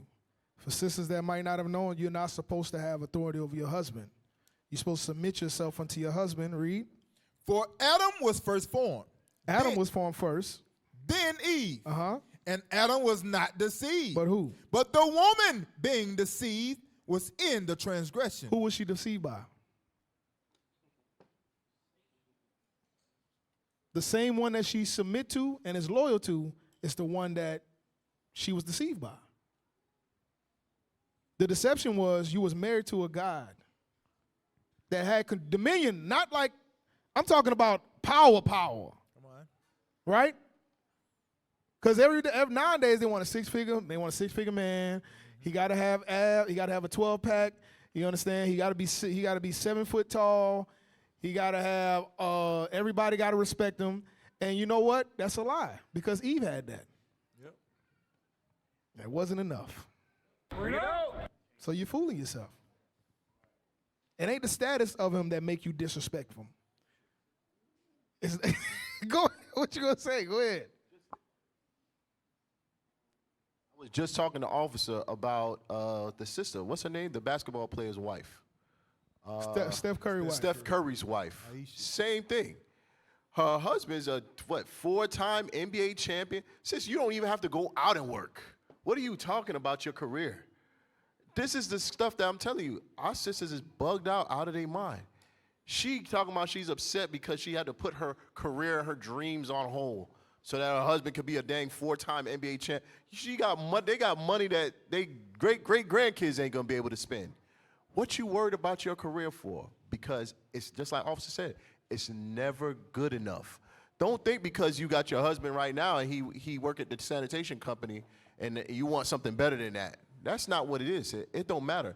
You got to recognize that spirit that's within you, that's within your foremothers, that's within you. You have to be able to suppress that spirit with the word of God because it's going to exist. It don't matter if your husband make $2 or if he make $2 million. That is always going to be there. And officer, you notice you ain't even know her name. You ain't even know her name. Nobody knows her outside of her husband. Right, exactly. You know what I'm saying? And that's how it is. Hey, that's how it is in its truth. That's exactly how it is in its truth. That's exactly how it is in its truth. You have sisters that come up, sisters want to counsel with men, the leadership's wives or whatever the case is. And the only reason why they do that is because of your husband. So you disrespect your husband, you dishonor your husband, guess what? You dishonor yourself as well. Bring it out. Because guess what? Eventually, if that spirit don't get checked, you know, the leadership, they come, they talk to your husband about it. He don't check, guess what? He gets sat down. Guess what? You ain't going to be talking. No one going to come search out to find out nothing from you. based off of what? With the position that your husband is in. So, just want to touch on that. Yep. So it doesn't. It's not the status that matters. That's the whole point. Because you just giving yourself a reason for your wickedness. You understand? If we had this and we had that, I wouldn't even be like that. No, you would. You would still be like that. You understand? Because you're not going to be happy till you have it your way. And I'm going to tell you, just think about it like this. Even use the way they look for it in the world, right? All the things that the sisters look for out of the man and the standard they set forth is not equal on the other side. Men just want stability, they want loyalty, and they want somebody that's going to be able to be a mother to their children. That's even in the world. Because I don't know if y'all know, sister, even in the world, brothers talk about she's not wifey material. I wouldn't wife her, or I wouldn't cuff her based off of the way you carry yourself. And I've seen a lot of y'all faces when they start talking about Steph Curry wife, because that's the same sister that said, I'm struggling not to cheat on my husband, and I wish I was at a position to where people would lust after me. And some of y'all look at it and y'all be like, wow, she have everything and she not happy? Let me think. In this truth, you're put in a position where your husband can't go out and cheat on you without there being consequences. He has to take care of you and his children. He has to get a job and provide for you and his household. He has to be able to counsel and guide you. And if he's not doing those things, there's counselors and guides to build him up to be able to do those things. You have the perfect marriage, and it's not enough. It's still not enough. You don't have to worry about your husband stepping out as a normal thing like in the world. You don't have to worry about your husband leaving you with all those kids as a normal thing is in the world. You don't have to worry about your husband sleeping with you and not marrying you like the normal things in the world. And you have that, and it's still not enough. That's why you're unhappy. Damn. Because you're not satisfied. Because you feel I deserve better than him. But what if he say he deserved better than you? Because a lot of y'all think that you just the A1 sister out there, but you're not even doing half of the duties that you're supposed to be doing as a wife. You have to be reminded to do this. You have to be reminded to do that. You have to be told to do. You have to be told. And then you still flap your lips to tell them no. Still sit around and they get mad when he try to set things up for you to succeed as a wife. Same thing with your brothers. It's not enough. And you know why it's not enough? Because it's not the sister or it's not the brother. It's the spirit of Satan that's in you that is not able to be satisfied. That's why you can have brothers in the world. You ain't got to worry about just sleeping with your wife. You ain't got to worry about him setting you up as much as you do in the world. You can stay in the same room and go outside and have your wife still in here and not worry about who will try to holler at her. You can leave your wallet on the chair and go to the bathroom and not have to worry about nobody stealing your money. You can have a better job than the next brother and not worry about him setting you up to rob you. And you have that here, and it's not enough. Because you have that spirit of Satan, which went into the spirit of Cain, which went into the spirit of Esau. And he was not satisfied. And then you deal with that, and then you have to go out there and deal with this. Play that video. Let's see how the black man has looked outside of these walls, as well as in these walls. Would you rather be trapped in a forest with a black man or a bear? Definitely a bear. I ain't gonna stop it. The bear. All right, start again.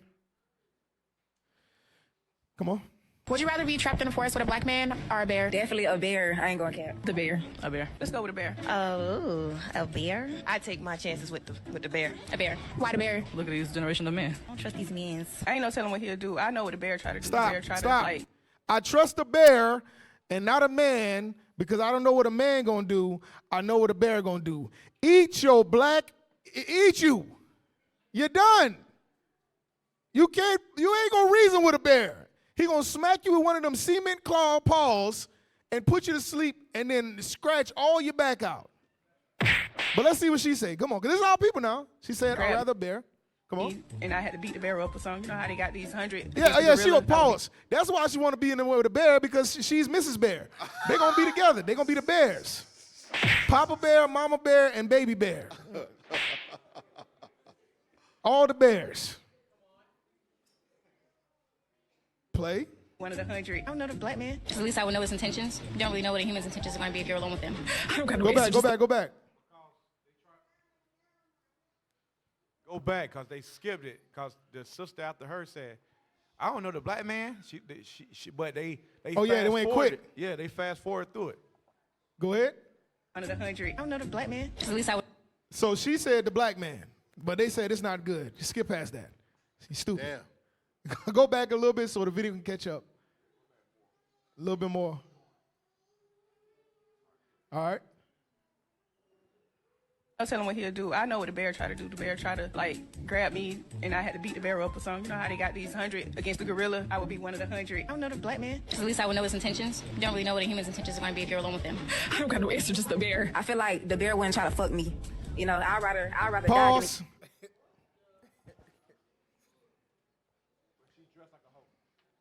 I'm telling y'all. And this, let me tell you the confusion. Look how she dressed. Right. But you talking about you don't want to go in there with a black man because he might try to rape, he might have sex with you. Sis, you are dressed up as somebody who's selling sex. Right. Not even selling it. You giving that thing away. For free. A large fry and a 20-piece nugget at McDonald's. Right. No Sprite. It's too strong. Come on, press play. here. You know what I'm saying? Black women do not care about black men, okay? Black women, unfortunately, sis, and I know y'all coming to beat me up, and I ain't talking about all us, but I'm talking about the majority. They don't even care about their children. They would rather abort their children than to give them life, okay? Black people, black men, right? You at some point, you're going to have to pick a side, right? Black men have to come back into the forefront, and you all have to take a lead if you all want to save black life, right? Because a black woman, she can go anywhere, right, to get what she feel like she needs, right? Who's going to be there for you? Who's going to save you? I hope y'all not waiting on us, because I damn sure can't do it by myself. Pause. That's it. So the point the sister made was, y'all can clear. Nobody want to clap for the sister? Damn. Man, she don't know what she talking about. 4 sisters clap. I ain't clap for her. I don't like her mole on her eye. She got a mole on her eye. You can't believe nobody got moles on their eye. Listen, but the point she made is, black men, you have to stand back up and be the leaders, because you have to come save it to preserve black lives. Because if you waiting on us, I don't know, we can't save y'all. But she said the black woman, she said they don't like the black man. And said a lot of y'all don't even like your children. And you know what's crazy? You know how the scriptures say that sin will be your accuser in that day? A lot of y'all children is y'all accusers. Y'all let them come here looking all kind of way, and we can see you not taking care of them. We can see you not caring for your children the way you're supposed to. The way they behave, their actions, we can see you not teaching them nothing at home. A lot of y'all still doing the worldly things, turning TV on and going about your way. Right. Right. That's 100%. Like the scriptures say about the sister that had the struggles with education. Was it with the 6 sons? Right. Yeah, that's what this is. Raising up these children, especially this next generation, it come with a lot of hard work. And another thing y'all want to do, y'all want to stay away from, because you don't want that. You don't want to have that accountability when a sister asks your child, hey, what's 5 plus 1? And he say 8. You don't want to be able to deal with that. When that sister asks you, why the heck your kid don't understand 5 plus 1 is 6? Y'all don't want that. So you know what you do? You hide and you stay away. And you know what? Some of y'all sitting in here is raising up little monsters. Yep. Little monsters that ain't going to keep no commandments. They understand what the commandment, they hear them every Sabbath, but they never witnessed it being applied in front of them with their parents, on them.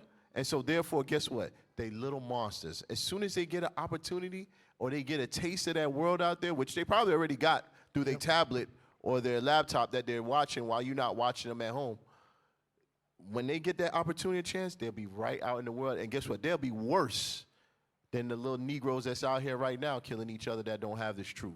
They'll be worse than them. Right. And you know what? Who will be responsible for that? You. you'll be responsible for that. Because you know why? You wanted to hide the sin, you wanted to hide rather than try to get the help that you need. Go to 1 Peter 5 and 8. Revelation 2 and 20. Because that's what I'm telling you. And the thing is, some of y'all don't realize y'all kids talk. You still got some kids in here playing Roblox. You still got them playing that, and you don't think your kid gonna be the one that's gonna get picked up by a predator. Okay. Don't come crying to nobody whenever your child go missing because you neglected to do what you were supposed to do. Some probably happy if they missing. Go ahead. Revelation chapter 2. So a lot of y'all are rolling in that spirit of Eve, and a lot of y'all rolling in that spirit of Jezebel. Come on. Revelation 2, verse 20. Notwithstanding, I have a few things against thee, because thou sufferest that woman Jezebel, which calleth herself a prophetess, to teach and to seduce my servants to commit fornication, and to eat things sacrificed unto idols. Cue up verse video 9 while we getting these scripts. So some of y'all are doing the same thing, destroying the lives of the prophets. Y'all put on y'all, what's the word? The facade, as if y'all just holy. And it's a bunch of Abigails in here, apparently. You understand? And that's like what Deke said. He said, I've seen a bunch of Nabals. I have not yet to see one Abigail.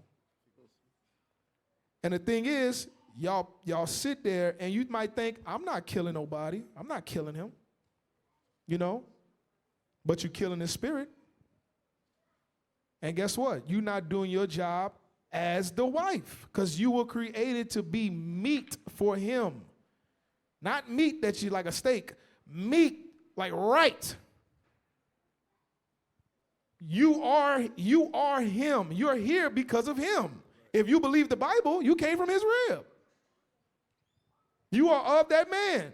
So all his flaws that you seem to can't stand, them is your flaws too. You have them same flaws. Right? Watch this. Play this video real quick, and then we're going to go to 1 Peter 5 and 8. What's your favorite thing about black men? Nothing. Black men suck. They're bad. They cheat. They don't care. I'm with the white boys. What's your favorite thing about black men? Nothing. Why is that? I don't like black men. Not very many meet my standards. What's your favorite thing about black men? Nothing. They're just terrible. Even when you just said that, because I'm thinking about the guest that we just had, she admitted that, her father wasn't a productive father, which I guess justify why she is allowed to say negative things about black men. It's okay for black women to say stuff like that. Like, they will critique a lot of black men sometimes with, oh, you must hate your mother. Like, we get that a lot. You must hate your mother. But they say that to me, I must hate my mom. Yeah, like, black women accountable. When black women have these negative thoughts about black men, nobody says you must hate your father. And it's clearly true. Yeah. That one experience can cause you to have a whole hatred towards men. And for some reason, that's valid. But when a black man is not allowed to have that same experience with his mom. So you see, a lot of you think we got it worse than these black men. They don't have it bad as us. We have to be women in this world that's made for men. We got it. Then we black on top of that. We got to try to fight through all the same oppression you go through. You don't realize somebody been shielding you your whole life? For generations, the black woman has been shielded, all the way back to the Willie Lynch. Come on! Y'all was the ones that he said, don't kill them. Just get them right, whip them a couple times, get her. That man, rip him apart. Kill him. That way she learned. Tar and feather him, rip him apart, so all of them can learn. With her, just beat her enough to where she submit herself to you, and then we're going to put her up. You understand? That's Satan in your mind. You still being this. You still in the garden today, like your foremother Eve, being deceived by the serpent. They don't know what you go through. The only person that know what black women is going through is Tyler Perry. That's the only one. And Steve Harvey. They're the only one that know what we going through. I wish all men was like Tyler Perry. Wow! That's what you want. 1 Peter chapter 5, verse 8. 1 Peter 5, verse 8. This is what the brothers are facing every day. And then you have to go on home where your wife despises you just as much as the women in the world. Just as much as the white man do in the world. Just as much as Satan do. And you just don't even know he utilizing you. Come on. Verse 8, be sober. So watch this. Jezebel's job was to go out and destroy the prophets. To seek them out and destroy them. Where does Jezebel get that spirit from? Satan. Let's find out. Be sober. Be vigilant. Because your adversary, the devil. Who? The devil. Come on. As a roaring lion, walketh about, seeking whom he may devour. Is that not the same spirit Jezebel rolled in? Go to Job 1. That's the same spirit a lot of these sisters rolling in. They got videos now where they got sisters coming around trying to find a reason to argue with their husband. Why you ain't put the trash? Oh, he got the trash here. He put it out. Why you ain't washing it? Oh, it's my turn to wash the dishes. Damn. I know he did something else. And that's what it is. That's why every time the scriptures tell you to submit yourself to your husband, and the sisters that do try to give you godly counsel on how to deal with your husband, you get frustrated with that because you want to know, what about me? What about me? You talking about him. What about me? I'm the one got to watch the kids. You ain't even watching them. You ain't even watching them. You talking about you watching them. Achilles is watching them. Yeah, show me one Yummy Fruits is watching them. That's what's watching them. The TVs, the tablets, the video games, they watching your kids. You just want the credit and you ain't even doing the work. Right. You ain't even got the right to complain because you're not even doing the labor that come with it. You're just waking up every day and going to sleep. I cooked and you'll bust your behind for the other. You don't realize that there's something that's on us, just like with the brothers that have the hatred. You don't realize there's something making you do things that don't make no sense. It don't make no sense. Why are you upset with another brother doing well? Why are you upset because another brother's, the wisdom is increased? Who giving him the wisdom? Is there a special place for wisdom for brothers that's doing, how much you make them? How much you make an hour? The angel's coming down. Doom. All right. How much you make? Oh, $20. Stop. What you make? $5? No. What you make? $40 an hour? Oh, that's it. Wisdom. All to you. Give me some. Shut up. Wisdom. $40 an hour wisdom. You only got $2.50 an hour wisdom. You can just tell me what color Christ is. Boom, that's it. Don't say nothing else. You get all the wisdom, deep breakdowns. You understand? It don't make no sense. But you never sit back and do what the scripture saying. Examine yourself. Come on. Job 1, verse 6. Now there was a day when the sons of God came to present themselves before the Lord. And Satan came also among them. Who came? And Satan came also among them. Let's see what Satan was doing. And the Lord said unto Satan, whence comest thou? Then Satan answered the Lord and said, from going to and fro in the earth, and from walking up and down in it. And the Lord said unto Satan, hast thou considered my servant Job? So he said Satan has been traveling, going to and fro throughout the earth. Doing what? Seeking whom he can devour. So if that's the same spirit that's on a lot of the brothers that have hatred for their brothers, a lot of the sisters that have hatred for their spouse, y'all all moving in what spirit? Satan. So the battle that you think you're trying to do for power, it's not even you. It's Satan. He using you for the power. You just his pawn. You know when you play chess, you don't give a care when people take that pawn. You're like, oh, it's another pawn. I got another one over here. Bow. That's all you, and you fine with that. Because none of what you've been doing does, let's just think about it like this. Everybody within yourself this class is pertaining to you. I want you to think, how much has all of that hatred that you've had for either your husband or you had for your brother, how far has that gotten you? What good came from it? Do you make more money now? Is all your problems gone? Is your household all the way in order now? You don't have nothing to gain from it. But the person that you have that hatred for, you can continue to see the increase that is happening with them. But you still keep from following or doing these things because the truth is you want the accolades without the work. You see the sister that you think her household is perfect. You're like, oh, look at why my Lord don't do that. He don't never come in court with me. He don't do this for me. Look how she got some new shoe. What he got? He don't buy me none of that. My Lord don't do that. She said her Lord took her on a vacation. He don't take me on no vacation. You don't even know that her Lord's still peeing in the bed. You didn't even know that. She got to change sheets every morning. Got yellow sheets everywhere. They got to buy yellow sheets so it don't look like yellow sheets. You don't even know that. You don't even know that her husband dress up like Pokemon characters while watching TV with a onesie on. He got a Pikachu onesie he watch TV in. He gotta watch the show. He don't even know that. Yeah, he every morning he Batman. Message. Put the voice on and everything. Wake her up like that. Why are you still asleep? Gotham is not safe. I have to brush my teeth. But you on the outside looking in, and you don't know Satan is playing you. You understand? Go to 1 Samuel chapter 16.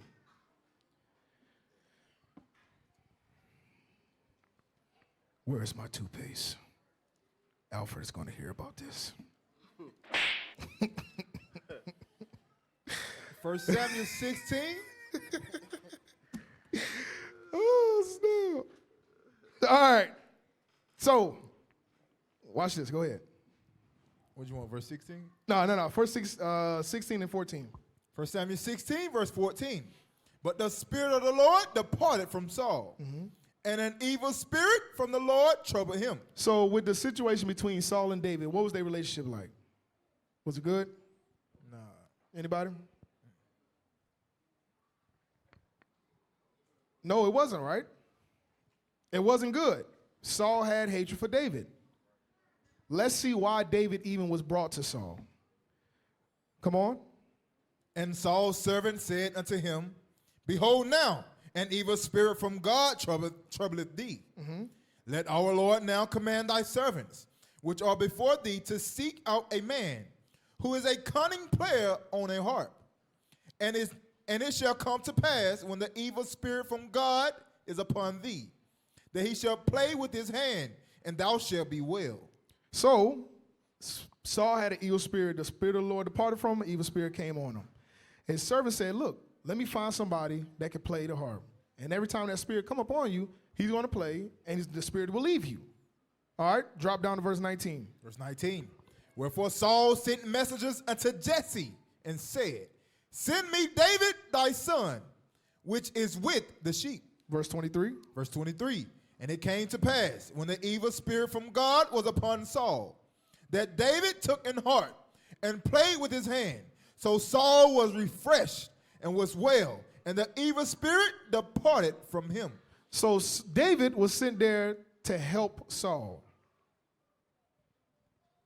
Whenever the evil spirit came upon him, David played the harp, and the spirit was gone. The same way David was fighting his battles for Saul. Saul was the king of Israel, right? Go to chapter 18 and start at verse 5. 1 Samuel 18, verse 5. And David went out whithersoever Saul sent him, and behaved himself wisely. And Saul set him over the men of war, and he was accepted in the sight of all the people, and also in the sight of Saul's servants. So David was loyal to Saul. He sent them over to kill his enemies, right? Come on. And it came to pass, as they came, when David was returned from the slaughter of the Philistines, that the woman came out of all the cities that the women came out of all the cities of Israel singing and dancing to meet King Saul with tabrets. Hold on. They came, read that part again, that the women what? That the women came out of all the cities of Israel. So they came, all the women came from out of all the cities of Israel for what? Singing and dancing. To do what? To meet King Saul. They came for him. They came for him. I'm showing you when Satan is on you how much he deceives you. So much so, he disregarded all the fact that you're the king of Israel. All of these people came to see you, and let's see what triggered him. Keep reading.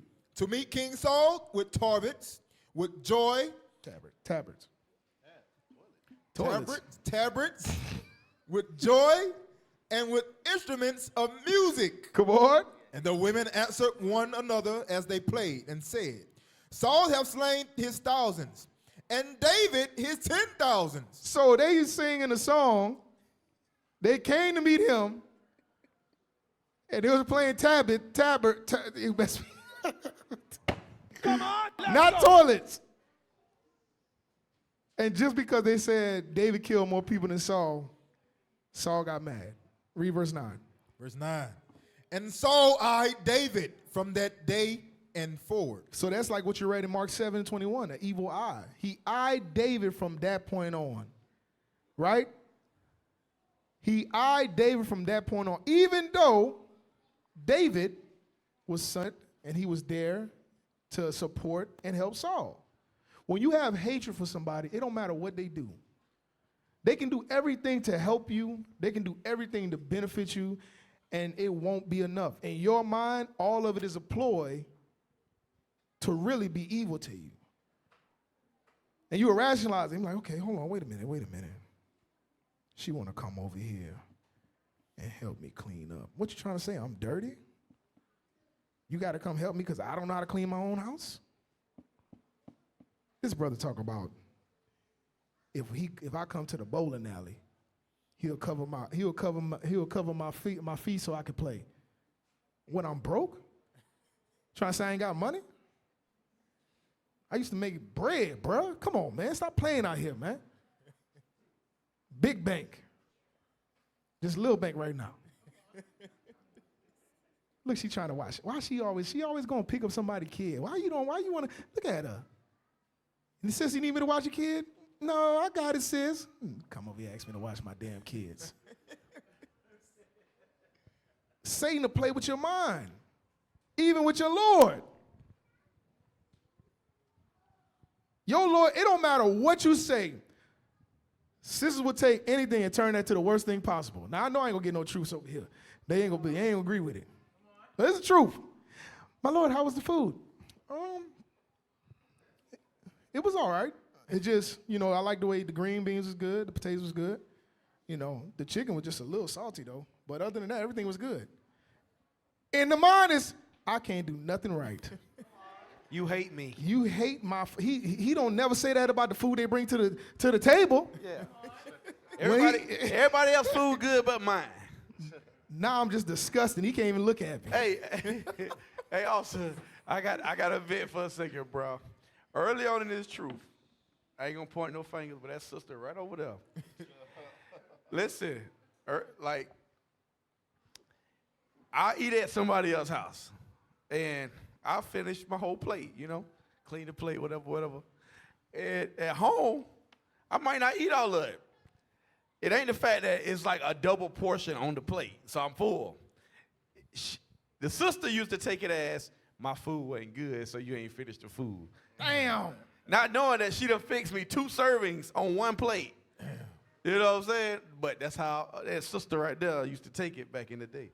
And there's no foresight because that encouraged her to step it up and now make dishes that look like it comes straight off a Gordon Ramsay table. You understand? Or now your Lord tell you, and that's what it be. Now, you get the same response that if you would have just said, how was the food? Disgusting. Come on. Hey, but that's what it should do. It should motivate you to do better. Like you said, now, she done stepped it up. But that's with everything. Like, it's something that we all got to take in consideration. When leadership corrects you or your sister corrects you or anything like that, you got to know that it's not malicious. It's not to tear you down. It's not to destroy you. Because if it is, if leadership or your senior sister or anybody is doing that to tear you down, guess what? The Lord will intervene. The Lord will intervene, and that person will get jacked up for it. Right. So keep that in mind. I just wanted y'all to know that, because I know a lot of times brothers and sisters get a little touchy when you say something. When you, hey bro, you still fat, bro. I'm not complimenting you. Brothers get salty, want to fight you. Right. You know what I'm saying? But it's not to tear a person down, but it's to provoke them to good works, like the scriptures say. That's what it be. But us as emotional beings, we get in our feelings, you know? But the white man could tell you, hey, you too fat to be in my military. I'm going to kick you out if you don't lose weight. Guess what? Yes, sir, boss. And you lose the weight. That's what it be. Yep. That's just what it is. But what did David do for Saul to hate him? Nothing. What did Abel do for Cain to hate him? Nothing. What did Jacob do for Esau to hate him? There's no reasoning for the hatred. It's just there because you letting Satan take the wheel. They talking about Jesus take the wheel. No, you letting Satan take the wheel. And you know, it's not like Jesus take the wheel. And they think like Jesus. No, they saying Satan take the wheel. He's like, I got you, my nigga. I'm driving now. Hey, first off, it is ready to go. That's how he's sounding everybody, even the sisters. Satan, take the wheel. I got you, nigga. Come on. And you just letting Satan have control. That's it. So the thing is, if you're dealing with something like that, rather you be a brother that ain't getting no respect from his wife, or rather you be a brother or sister that's getting hated, somebody has hatred for you for no reason. Let's see. Go to Genesis 50 and verse 20. Because there's a silver lining for this. The book of Genesis chapter 50 and verse 20. But as for you, ye thought evil against me, but God meant it unto good, to bring it to pass, as it is this day, to save much people alive. For you brothers and sisters that might be having someone showing hatred for you, God meant that for good. Because guess what? That's iron sharpening iron. That person might mean it for evil, but if you're an enduring and you're dealing with them according to the scriptures, or you're dealing with her according to the scriptures, it's meant for good. And you'll be able to take that experience and build up other brothers and sisters. And it's making you stronger. Because go to Matthew 5 and verse 43. You got our Lord and Savior Christ was hated on the whole time. And they hated his guts so much sometimes he didn't even say nothing. He just ignored the hell out of them. But did he get somebody show hate? The Pharisees, Sadducees hated him, and he said, "You know what? I can't do it with these people no more, man. That's not." And you know what? He still died for those people. Come on. Book of Matthew chapter 5 and verse 43. Come on. Ye have heard that it have been said, thou shalt love thy neighbor and hate thine enemy. But I say unto you, love your enemies. Now, this is not talking about the other nations. The crazy thing is, our people can understand this when they put it to the other nations. You got to forgive the white man what he done. That's not him. He wasn't the one that whipped backs in. We wasn't even back there. I know that cop just killed that black man, but that wasn't him. I know that white woman called him a nigga, but that wasn't her. Wow! Everybody's name is not Karen, all right? Some of them are Susan, all right? You got to understand these things. You can't have hatred for all of them. This is talking about your own people. Come on! Come on. But I say unto you, love your enemies. Bless them that curse you. Do good to them that hate you. And pray for them that despitefully use you and persecute you. So you're supposed to pray for these people. Not just take it for the other nations. It's fine. We have to love them. And then you have situation. If y'all gotta watch Tuesday Night Redemption, it's gonna be a good one. It's gonna, you guys, there's a video out where this Edomite old lady had a grandchild that was Jake. It was mixed, right? The mama was Esau, the daddy was Jake, or the other way around, either way. And she's recording the child calling the baby, it's like a little, like one of these kids up on the front row. Nigga, nigga, nigga, nigga, nigga, nigga, crackhead, crackhead, crackhead. Nigga, nigga, nigga, nigga. And her husband is Esau. He's like, hey, what are you doing? Not in front of the kids. In reality, he was like, hey, what are you doing? Let me call a nigger too. Hey, listen, nigger, nigger, nigger, nigger. I told you it's not crackhead, it's crack baby. Get it right. But Christians read this and they say, you got to forgive that person for that. She might have traumatized that little kid, and that little kid might grow with a low self-esteem because her own grandmother is calling her a nigger, calling her a crackhead. Don't worry about the trauma that kid is going through. Forgive her for what she's doing. Everybody can be saved. This is talking about your own people.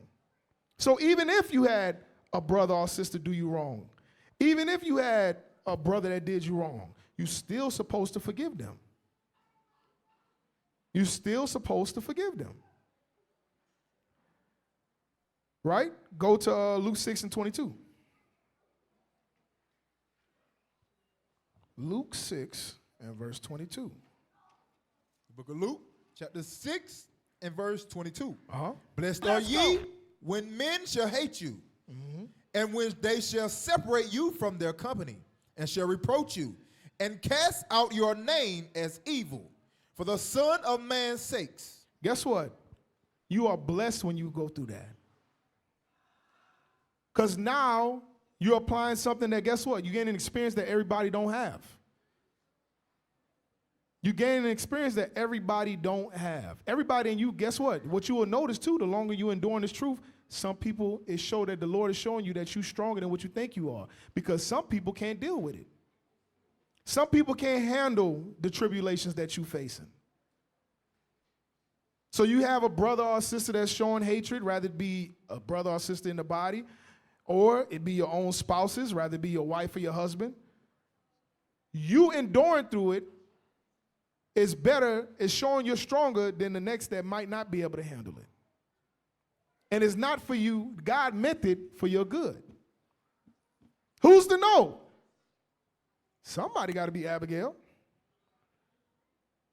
You understand? And you brothers that might have a wife that's not respecting you at home, the Lord is showing you, you need to man up. Because a lot of times that avoidance, couples do that too, where you don't bring none of your issues to the leadership. You don't get no counsel. If I'm telling you right now, if we have 10 couples of marriage in here, I'm gonna just say in my time, I've probably seen 4 of them get counsel. And I'm just talking about the time we've been in here. Maybe 4, and that might be pushing it.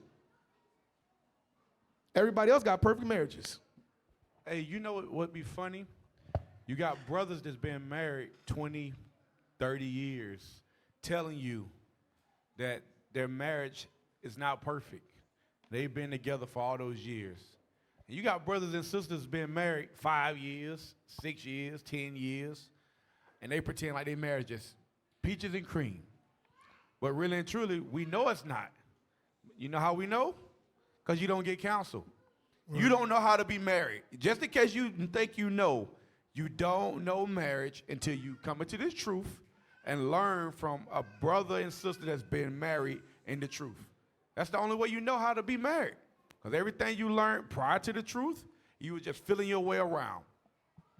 You were just feeling your way around, trial and error. That's what it was. And the Bible says that. Go to Titus chapter 2, verse 3. The Bible says exactly what Officer just brought out. The book of Titus chapter 2 and verse 3. The aged woman likewise, that they be in behavior as becoming holiness. Come on. Not false accusers, not given too much wine, teachers of good things, that they may teach the young women to be sober, Teaching young women to be sober.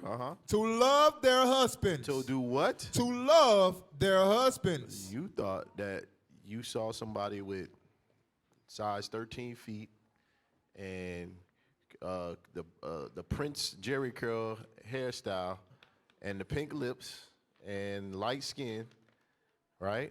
And you thought that that was it, that I love this person. No. You have to be taught what it is as a wife, how to love a husband. And you can only learn that through other righteous brothers and sisters that already been there to be able to help guide you through the use of God's laws. That's what it is. Out in the world, there is no God's laws. Everybody does do what thou wilt. When you go to your pastor, guess what? He don't got God's laws for you. He got a story about himself and, you know, everything outside of the Bible. Here you're going to get, what does God say? How are you supposed to move in certain situations? That's what you need in order for you to build a healthy and stable marriage, like what the officers is bringing out. So this is not nothing strange. So when brothers and sisters don't come up for counsel that's been married and they've been outside these doors and they're not asking questions on how to fix their marriage, that means they're not fixing their marriage. That means, just like officer said, they stumbling through, struggling, trying to figure it out, or they're just leaving it as it is, and then they come in here and put on a facade. You call your husband Lord in here, but when you're back at home, he's nigga Tony or whatever it is y'all call him. All right? Yep. But you let them tell them they got a perfect marriage. Last time I heard, Clarence parents only one that had a real good marriage. All right? 8 Mile. It's an 8 Mile pond. Clarence parents had a real good marriage. Micah 7 in verse 5. I'm sorry, y'all. I'm extra as hell. I'm sorry. Come on. The book of Micah, chapter 7 and verse 5. Trust ye not in a friend. Put ye not confidence in a God. Keep the doors of thy mouth from her that lieth in thy bosom. Let's talk. It's called pillow talk, brothers. That means don't go back, and innately what it is, you going back and putting spirits on your wife. Why? Because you putting matters that she really don't need to be a part of, and now she's building a sense of hatred about somebody that offended you one time that you're going to get over, but now she got hatred for that person and their wife now. Now everybody got hatred, and you got to go back and fix what you did. The way to avoid that is you don't do pillow talk. Right? Read. For the son dishonored the father, the daughter riseth up against her mother, and the daughter-in-law against her mother-in-law. A man's enemies are the men of his own house. Now, you read it said daughters and mothers, but it said the men of their own house. That don't exclude you sisters. You understand? You can be an enemy to your husband. An enemy is an adversary, meaning you just go against. He say, I like the house to be clean. You say, I'll get to it when I want to. He say, make sure you bathe the children and make sure you dress them up, put some clean clothes on them, comb their hair, and you say they can do it themselves. You are an enemy to your husband. He say, I want it to be done this way. You say, no, I want it to be done this way. Some of you don't, like you said, you sound like that video like the sister. Some of you don't even love your children, and some of you place children above everybody. And you become an enemy to your own house because you will care for your children more than you care for your husband. That's the crazy thing. The brothers, in reality, a lot of times, the brothers are getting, well, truthfully, the burden is heavy on the men. The children's not easy. I'm telling y'all, I'm not going to take that from y'all. Sometimes the kids go to a level and y'all sisters be sitting there like, y'all can't hear none of that. And I just be about to lose my mind. I got to come in there and use the dad voice. Hey, sit down. You sit down and y'all sit over there. No, you sit on that chair, you sit on that chair. Be quiet. Yeah. Y'all be over there just cooking. Meanwhile, it sounds like Godzilla is going through Japan and everybody's screaming and you just over there. I can't do it. I'll be stressed out. They don't stop. So I know the job of a mother is not easy, but the burden that's carried on the men is a heavy one. Because you got to watch everybody else, and a lot of time when you have a disrespectful or a disloyal wife, you got to watch everybody else get treated better than you. And then understand, like I said, she got to work on it. You make sure the child, it don't matter what he want. He get his food, she get her food. They get they bedtime, you tuck them in, you put bubbles in their water, you do everything. Bubble baths and everything. What you need, you exfoliate them and everything. Go over there and wash them, put J's on their feet. You understand? You get them right. And then your husband, turkey sandwich. You be out there singing original royalty, rule over me. Hey, babe, can you give me something? Nigga, shut up, you don't hear I'm singing? Rule over me, rule, rule, rule, rule. Damn. But the enemies be them of your own household. You make yourself an adversary to your husband. Yes, and you create an army of enemies. Little enemies. Kids, they hate the daddy too. They don't know why. I'm telling you, see, I'm gonna tell y'all, brothers, y'all gotta watch these sisters. They slick. You'll go, they'll use you as the enforcer, and they'll walk out the way when you about to whip one of the kids. He's the bad guy. I don't do that. I don't want them to think that I always whip them. He does it. We have to listen to him, okay? He's the Lord. But I don't do that. I just tell you things. He want to whip you all the time. You know what I'm saying? They'll walk right out the room. They be sitting down. It don't matter what they doing. They're in the middle of something. So, hey, come here. Right. Mama, where you going? Right. Save me. Go. Can I pull the script on that? Go to Sirach 25:1. Just like what officers just brought out. That's a very heavy point. Because it shouldn't be seen as two separate, you know what I'm saying, orders or whatever the case is in the house. Y'all should all be on one page as husband and wife in their house. Read that. Sirach 25, verse 1. In three things I was beautified and stood up beautiful both before God and men. The unity of brethren. So the Lord loves that. I know that the white man, Willie Lynch, they said, you know what, we're going to destroy that. And some of y'all have bought into that. But guess what? The Bible say that he loved the unity of brothers. He loved when all of us is clocking and we moving on the same page. When we all getting along together, right? Under the laws of God. Because that's the whole reason why we all came in the door. Right? Read. The love of neighbors. Love of neighbors. Brothers and sisters that live closely to each other, that take care of each other. You know, invite folks over for dinner. You know, live neighborly with your brother or your sister. Come on. A man and a wife that agree together. It says a man and a wife that agree together. So guess what? When it's time for a little Johnny to get his behind whoop, y'all all on one accord. You don't walk out and leave your Lord back and let them discipline him and let him seem like he's the big bad guy. Right. Also, it should be like a tag team match. You remember in wrestling? Exactly. Your turn. Right. They should not feel like I have to run to this. As a matter of fact, some of y'all kids, they get a whooping, they go run to the other parent. And the other parent go and console them. Oh, come here. What are you saying? What's the message? What message is it that you're sending to that child? You're sending that there's a difference between y'all. So guess what? As from that little baby's a baby all the way up until they're adult, they're going to mom and pop you the whole way through so that they can get what they want. And you know what? They're going to grow rebellious. At the end of the day, they're going to grow rebellious. So the Bible says y'all have to agree together. You guys have to set a plan on how you want these kids to be raised. And the two of you got to be in agreement with that. Oh, pretty. Yeah, I was gonna say too, because when them little evil children grow up to be adults and leave the house, guess who you're gonna be stuck with? Come on. Exactly. Yeah, some of y'all put y'all kids before your husband, or vice versa. Husbands put their kids before their wives. Guess what? When them little kids, beautiful little children they are, when they grow up and they have to make a decision on whether or not they're gonna serve the Lord or not, guess what? Guess who's left behind at the house? You and your Lord.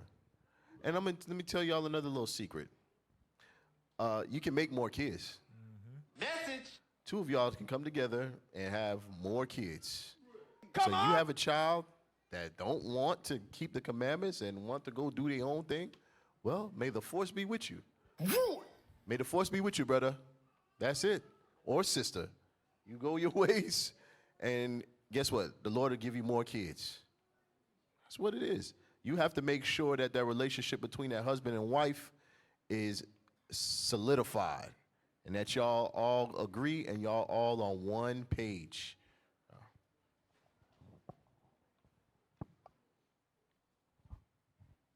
You going? All right, but yeah, even and then when you truthfully, when you look at nature itself, humans are the only ones that put their kids above everybody. Like I was seeing a video the other day where a kangaroo, you see kangaroos run and the kids be in the pouch, they'll kick the kid out of the pouch when they're being chased by predators because the kangaroo know I can have another baby. Now, I ain't telling you to kick your kids out of the car if somebody trying to rob you. But you get the point, all right? Go to Sirach chapter 2. Disclaimer, don't kick your kids to the enemy so they can destroy them, you can live. I didn't say that. Message. Yeah, don't put them out the fupa, all right? Let them stay on the fupa. I can't even, come on, man. You got making me look bad. Sirach chapter 2 and verse 5.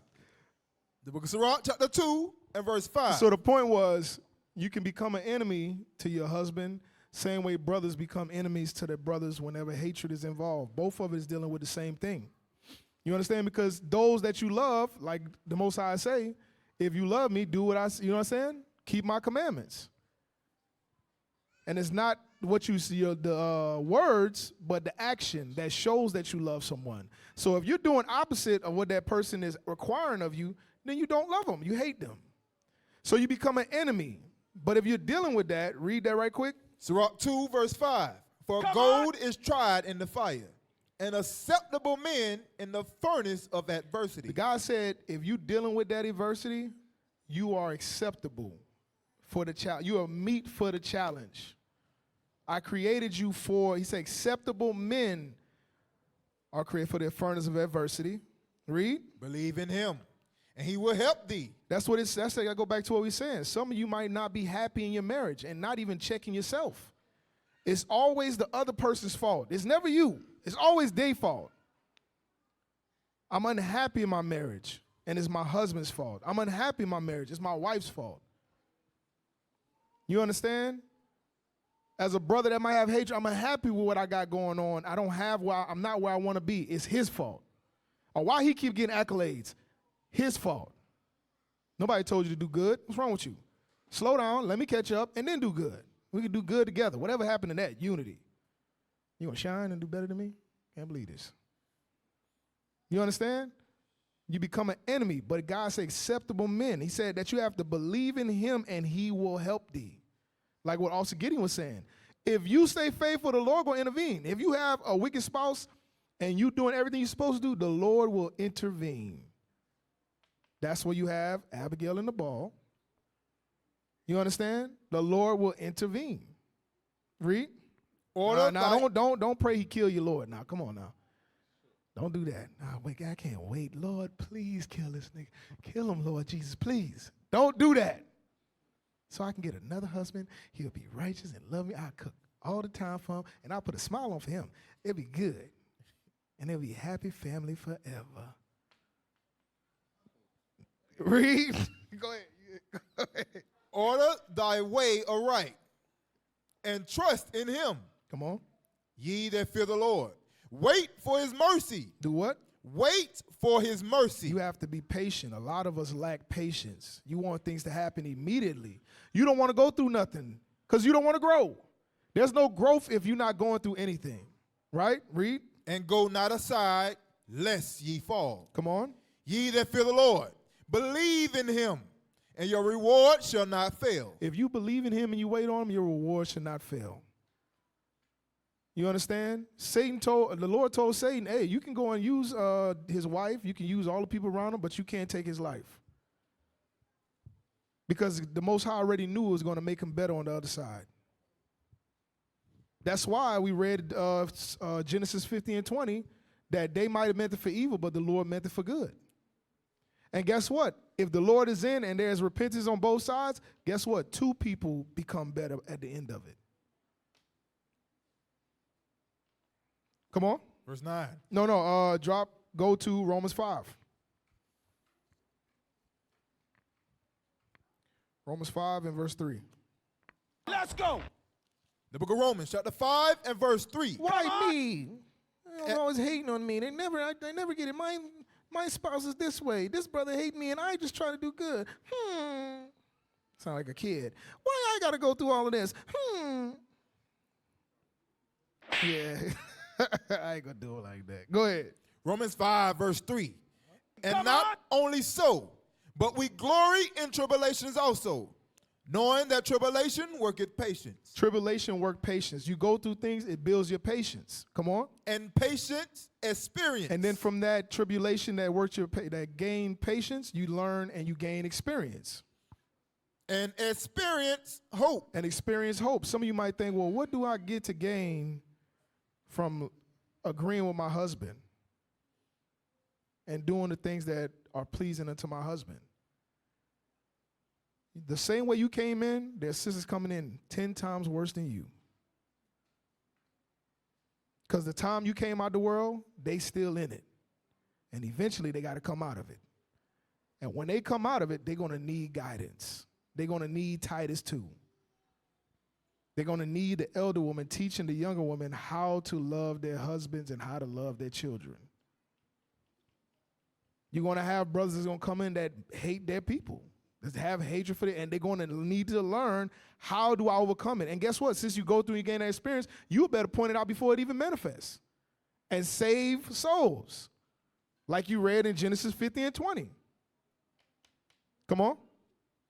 Keep reading. Verse 5. And hope make it not ashamed, because the love of God is shed abroad in our hearts by the Holy Ghost, which is given unto us. Come on. For when we were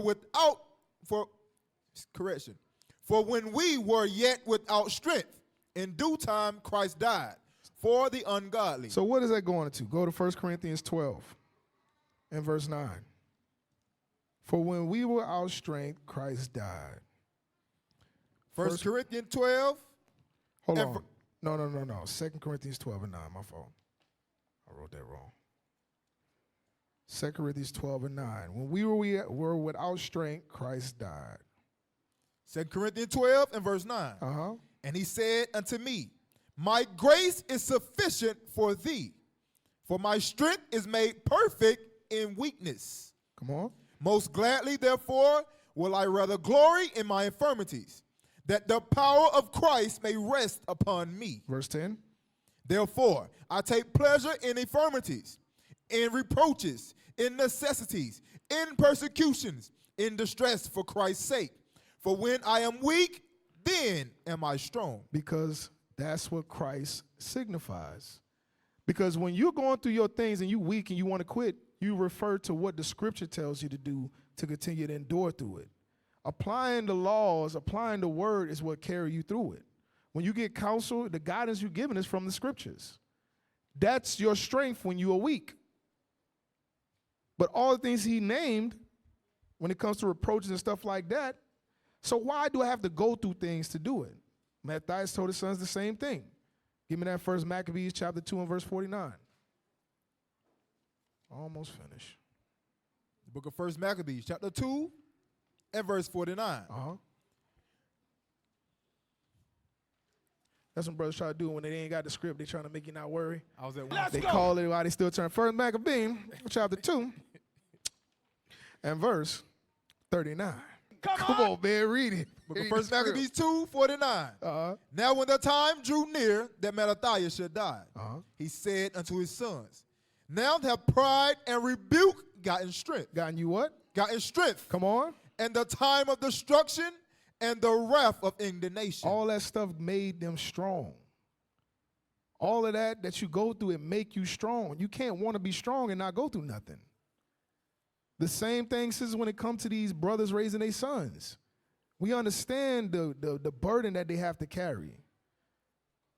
We understand what it is that's waiting for them on the other side, and we're trying to prepare them to be men. And it ain't going to be how you want it, because you would prepare them to be women. You understand? That's what sisters want in the world. Sisters don't want men. They want women. Because you want a submissive husband that's going to do what you want him to do when you want him to do it. You want the man to play the role of the wife, and you want the wife to play the role of the husband. That's what they want in the world. And some of our sisters want the same thing. Because you want to know, what about me, what about me, what about me, as if you don't get nothing. And just submitting and giving that man the authority is too much for you, which is why the saying that a man will sacrifice his happiness for his family, but a woman will sacrifice her family for happiness stands true. Damn! Because you can't see yourself not being happy or going through too much because you don't deserve that. That's what your mind tells you. But we, as men, have to deserve everything that come our way. Something to think about. All right. 2 Maccabees chapter 7 and verse 27. Because a lot of times, you sisters, you got to think about it. Are you doing all the stuff that you're stressed about when it comes to these kids, when it comes to your household, when it comes to your position as a wife? It's not easy, but are you fulfilling it, or are you just stressed out of the thought of it? Watch this. 2 Maccabees 7, verse 27. Uh-huh. But she bound herself toward him, laughing the cruel tyrant to scorn. Spake in her country language on this matter. O my son, have pity upon me that bare thee 9 months in my womb, and gave thee suck 3 years, and nourished thee, and brought thee up unto this age, and endured the troubles of education. A lot of you don't even like doing that. Your children aggravate you. I got to explain this to them again and again and again. And then you find, I'm telling you, bro, I'm starting to get to a point where I don't like them tablets at all. Right. My kids get on it, I just come out of nowhere. I'm like, hey, what you doing on that tablet? My Lord, they're doing their schoolwork. Hurry up. Do the damn schoolwork, cut it off. I'm playing. I don't like it, because think about it. When we was in school, everything was hands-on. You learn your handwriting, you wrote everything, you wrote your problems out. Even with your math, you did your writing, your answers, do this, carry the one, bring that down, do that. They don't do all that. All they got is, what's it called, Lexia. And they dragging shapes on a train track, and that's how they learn stuff. I'm like, what the hell? Alexa. Is it Alexa? Well, y'all just going to let me look crazy, huh? Y'all wasn't even going to say nothing. I can't believe you. Thank you, Officer Gideon. But that's all they have. And then you tell them to write something, and I'm honest with my children. They bring it, and they write their name, and like my son, his G be all the way at the bottom of the line, then the A be on the top over here, and it looked like a zigzag. And he's like, Daddy, what do you think about my handwriting? I be like, son, that is terrible. I don't know what is this? That is terrible. But that's the thing. The trouble of education is not just finding an easier way to do it. You got to give them all the same tools you got. That's the reason why you're able to do what you can do. They don't do that. Esau is trying to dumb our children down to depend on something that once the power go out, they done. Then what they going to do?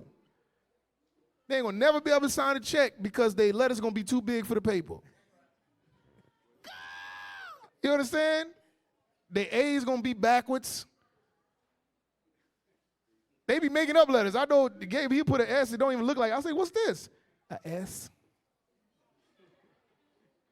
That's an S. Ain't S. I don't know what that is. Yeah, Jubea. That's the name. What's your name? Jubea. But, yeah, backwards be B's instead of D's. You understand?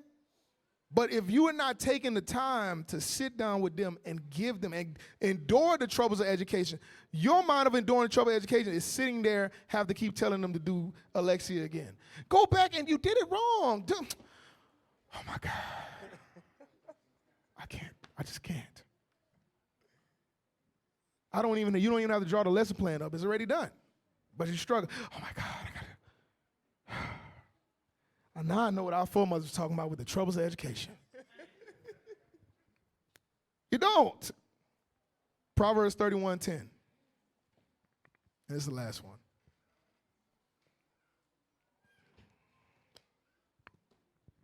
The book of Proverbs, chapter 31 and verse 10. Who can find a virtuous woman? For her price is far above rubies. Some of our sisters, a lot of you sisters in here, y'all disconnect yourself from the sisters in the world because there's a dramatic side and then there's the subtle side. So you just ask sister in the world and it'd be like, what you think you are, 1 to 10? Well, shit, honestly, I'm a 20. I'm a 20. Wow. And she looked like one of the Gross sisters from the Proud family. But she'll tell you she a 20. You understand? In her mind, she says she's a 20. It's just like you come here and you say, how many sisters you virtuous women? A lot of sisters will say me, or if they don't raise their hand in their mind, they're like, I think I'm a virtuous woman. It's the same thing, yeah. That's what we're going to read. We're going to see. Come on. Come on, read. Verse 11. The heart of her husband doth safely trust in her, so that he shall have no need of spoil. Some of y'all don't have that. Your husband don't safely trust in you. Some of them won't say it, but it's true. Because they feel like if I don't tell her to do this, she won't do it.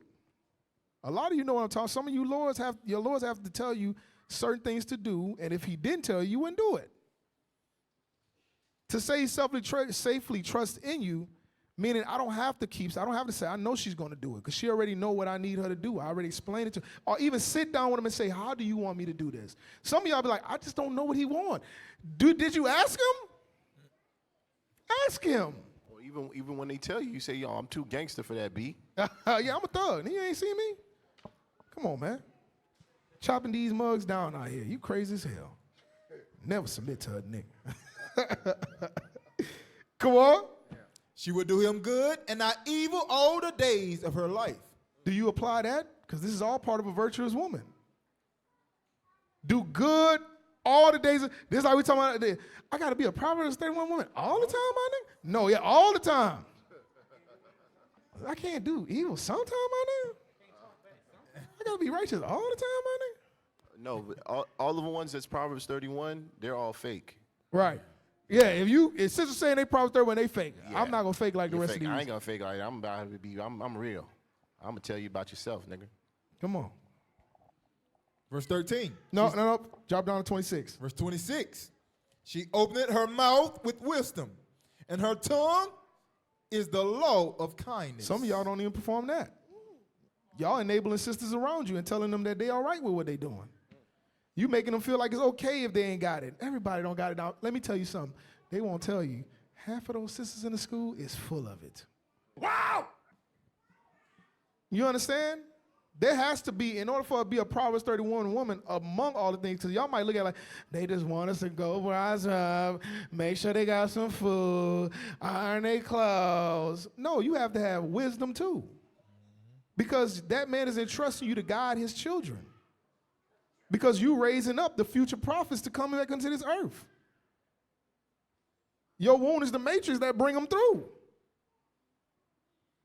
But you're not important. All they want you to do is make them sandwich. Hey, oh, here we go. Sister got a good handwriting. Is that all we arguing about? We can't argue about nothing else? Come on. She looketh well to the ways of her household, and eateth not the bread of idleness. Some of y'all eat the cake of idleness. Y'all got the muck bowl of idleness. Y'all eating all that. And if you call it, you got too much on your plate. Yeah, idleness. A plate full of it with a slice of idleness. First off, you got to take a slice of idleness, mix it with 2 idleness, mix it in a bowl together, put it in the oven for 30 minutes to take out a plate of idleness. Right. And to tell if you're idle or not, just see how many officers you got in the school. That's how you tell. How many officers do you have in the school that you actually do to help brothers and sisters in the body? And if you look at well for your household, that's going as to your children as well. You understand? It's a lot of things you can hide, but some things, that's why I said, some of you sisters, y'all really good, but even then, it's not good enough to fool no one. Because you can't keep up with a front for too long.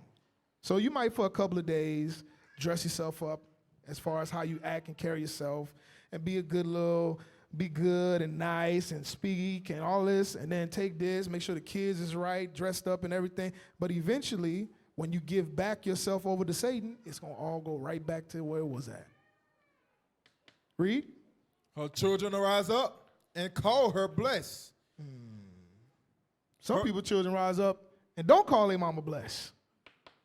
Matter of fact, their mama is the tablet. I love you, Mom. It'd be a whole tablet. I love you. Siri. And they got a stink face at you and you mad. A lot don't have no patience. I had to check myself one time when I tell my kids, I'm like, hey, what? Okay, write, spell it 10 times 10. What is that? 12. How the hell you don't know 10 times 10? Oh, wait. He's a child. I have to teach him that. I'm like, hey, go get the, I'm telling you, and the thing is, men will catch themselves. And I even go get, hey man, you think I'm wrong for telling X, Y, and Z? I'm gonna tell y'all this, I'm gonna share this story with y'all. When I first came in, like most people, I had zeal. And I sat my wife and the children at the table, right? And I said, we in this truth for real, all right? Meaning nothing gonna take us from the love of God. And everybody like, okay. And Mariah was just like, It wasn't Anne Mariah back then. She was So we sit at a table, and I'm like, I'm not getting the reaction I wanted. All right, it don't matter what happened. And then my son at the time, he was sitting there, he was like, yeah, nobody comes above God. I said, oh, really? I'm about to test this brother faith. Real quick, if somebody, and I only been here for like 2 months or something like that this time. I said, okay, real quick, somebody come in here, hold a knife to your mama's throat and say you got to eat this bacon. You doing it? He was like this. Tears start rolling. I said, oh, snap, damn. Hey, nobody's doing that. Don't worry, there's no bacon, there's no knife. I'm serious. I said, damn. I went and talked to him. I told him I was the vice there. I was like, hey, man, I think I might have took it too far.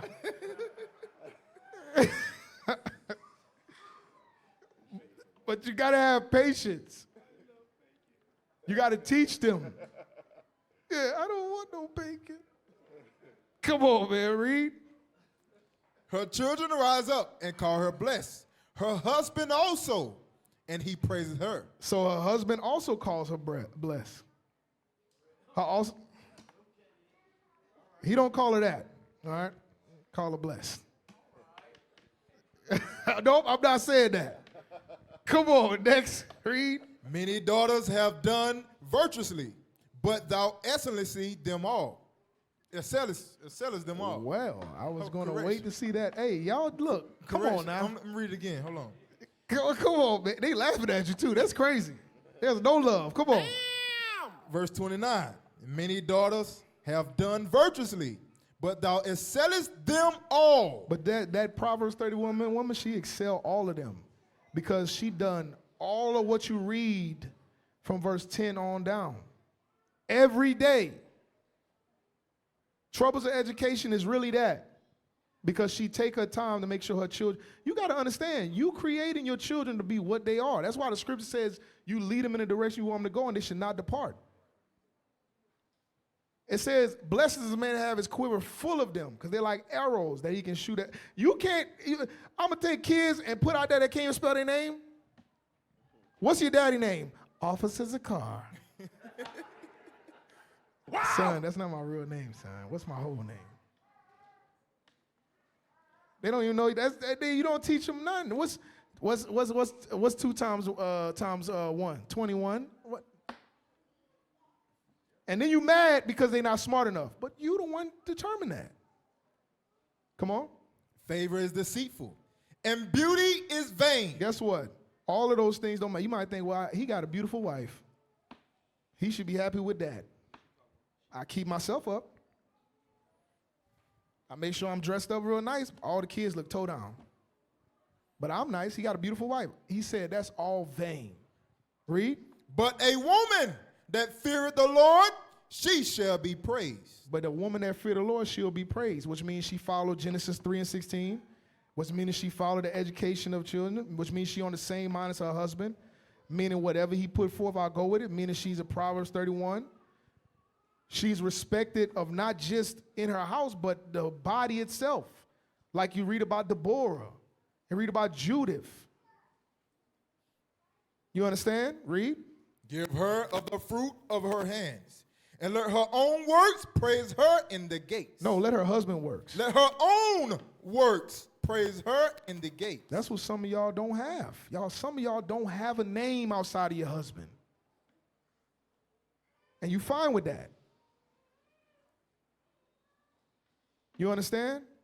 So a lot of times we take these things into consideration, and that's why the whole point of the class is the battle for power is not even with you. It's with the spirit that controls you, which is Satan. This has always been good against evil. It's always been the righteous against the wicked. The only thing that changed is the pieces that they use. So what side of the board you going to be on? You going to continue in your wickedness because you understand Satan and you fine with it, or you going to actually make a change? To work on it means you can start now.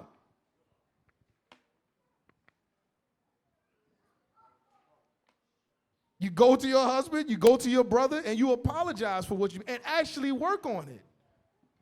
Stop just having your hand out, always waiting for something to come back to you. This is not a selfish mindset. This is not a selfish movement. You want to watch all the brother, everybody can sacrifice but you. Rather you be the brother that have hatred or the sister that have hatred for her husband, or the sister that have hatred for her sisters. You control that. You decide which one you like the best. Because you're going to continue, if you of Satan, you're going to continue in your wickedness. You're going to continue to surround yourself around like-minded brothers and sisters that's not going to never tell you nothing about yourself. You're going to stay away from those that they set over you. You're going to avoid those people that you don't want to be around, and you're going to continue to be nasty towards your spouse. And that's what it's going to be. And just like how they said Django, and that's going to be the story of Django. Kick you down, nigga. That's what's going to happen. You're going to get kicked down into the pit of fire, and that's going to be the end of your story. That's the story you wrote. And some of you think y'all move that way because y'all don't believe that that's what's going to happen. But you're destroying not only your life, you're destroying your children too. And some of you destroying your husbands, some of you destroying your brothers. Because understand, even in that, you cause brothers not to trust no more. When it come to this, guess what? I might have been a brother that opened up my house. Brother do me wrong. Now I'm questioning if I should let the next brother come in and do the same thing. You understand? The same thing with y'all. Y'all creating, you don't understand, you're creating your daughters to be mirrors of you. So the same way you say, I'm not going to fight this spirit to do right by my husband, you're going to make it to where she's not going to fight no spirit to do right by her husband. She's going to be the same. You'll be crazy to believe you the way you are and your daughter's going to be different. You crazy. You don't believe in the scriptures. What is a nation? Nation is family. Nation is community. Nation is men leading by example. Nation is women's support. Nation is children with role models.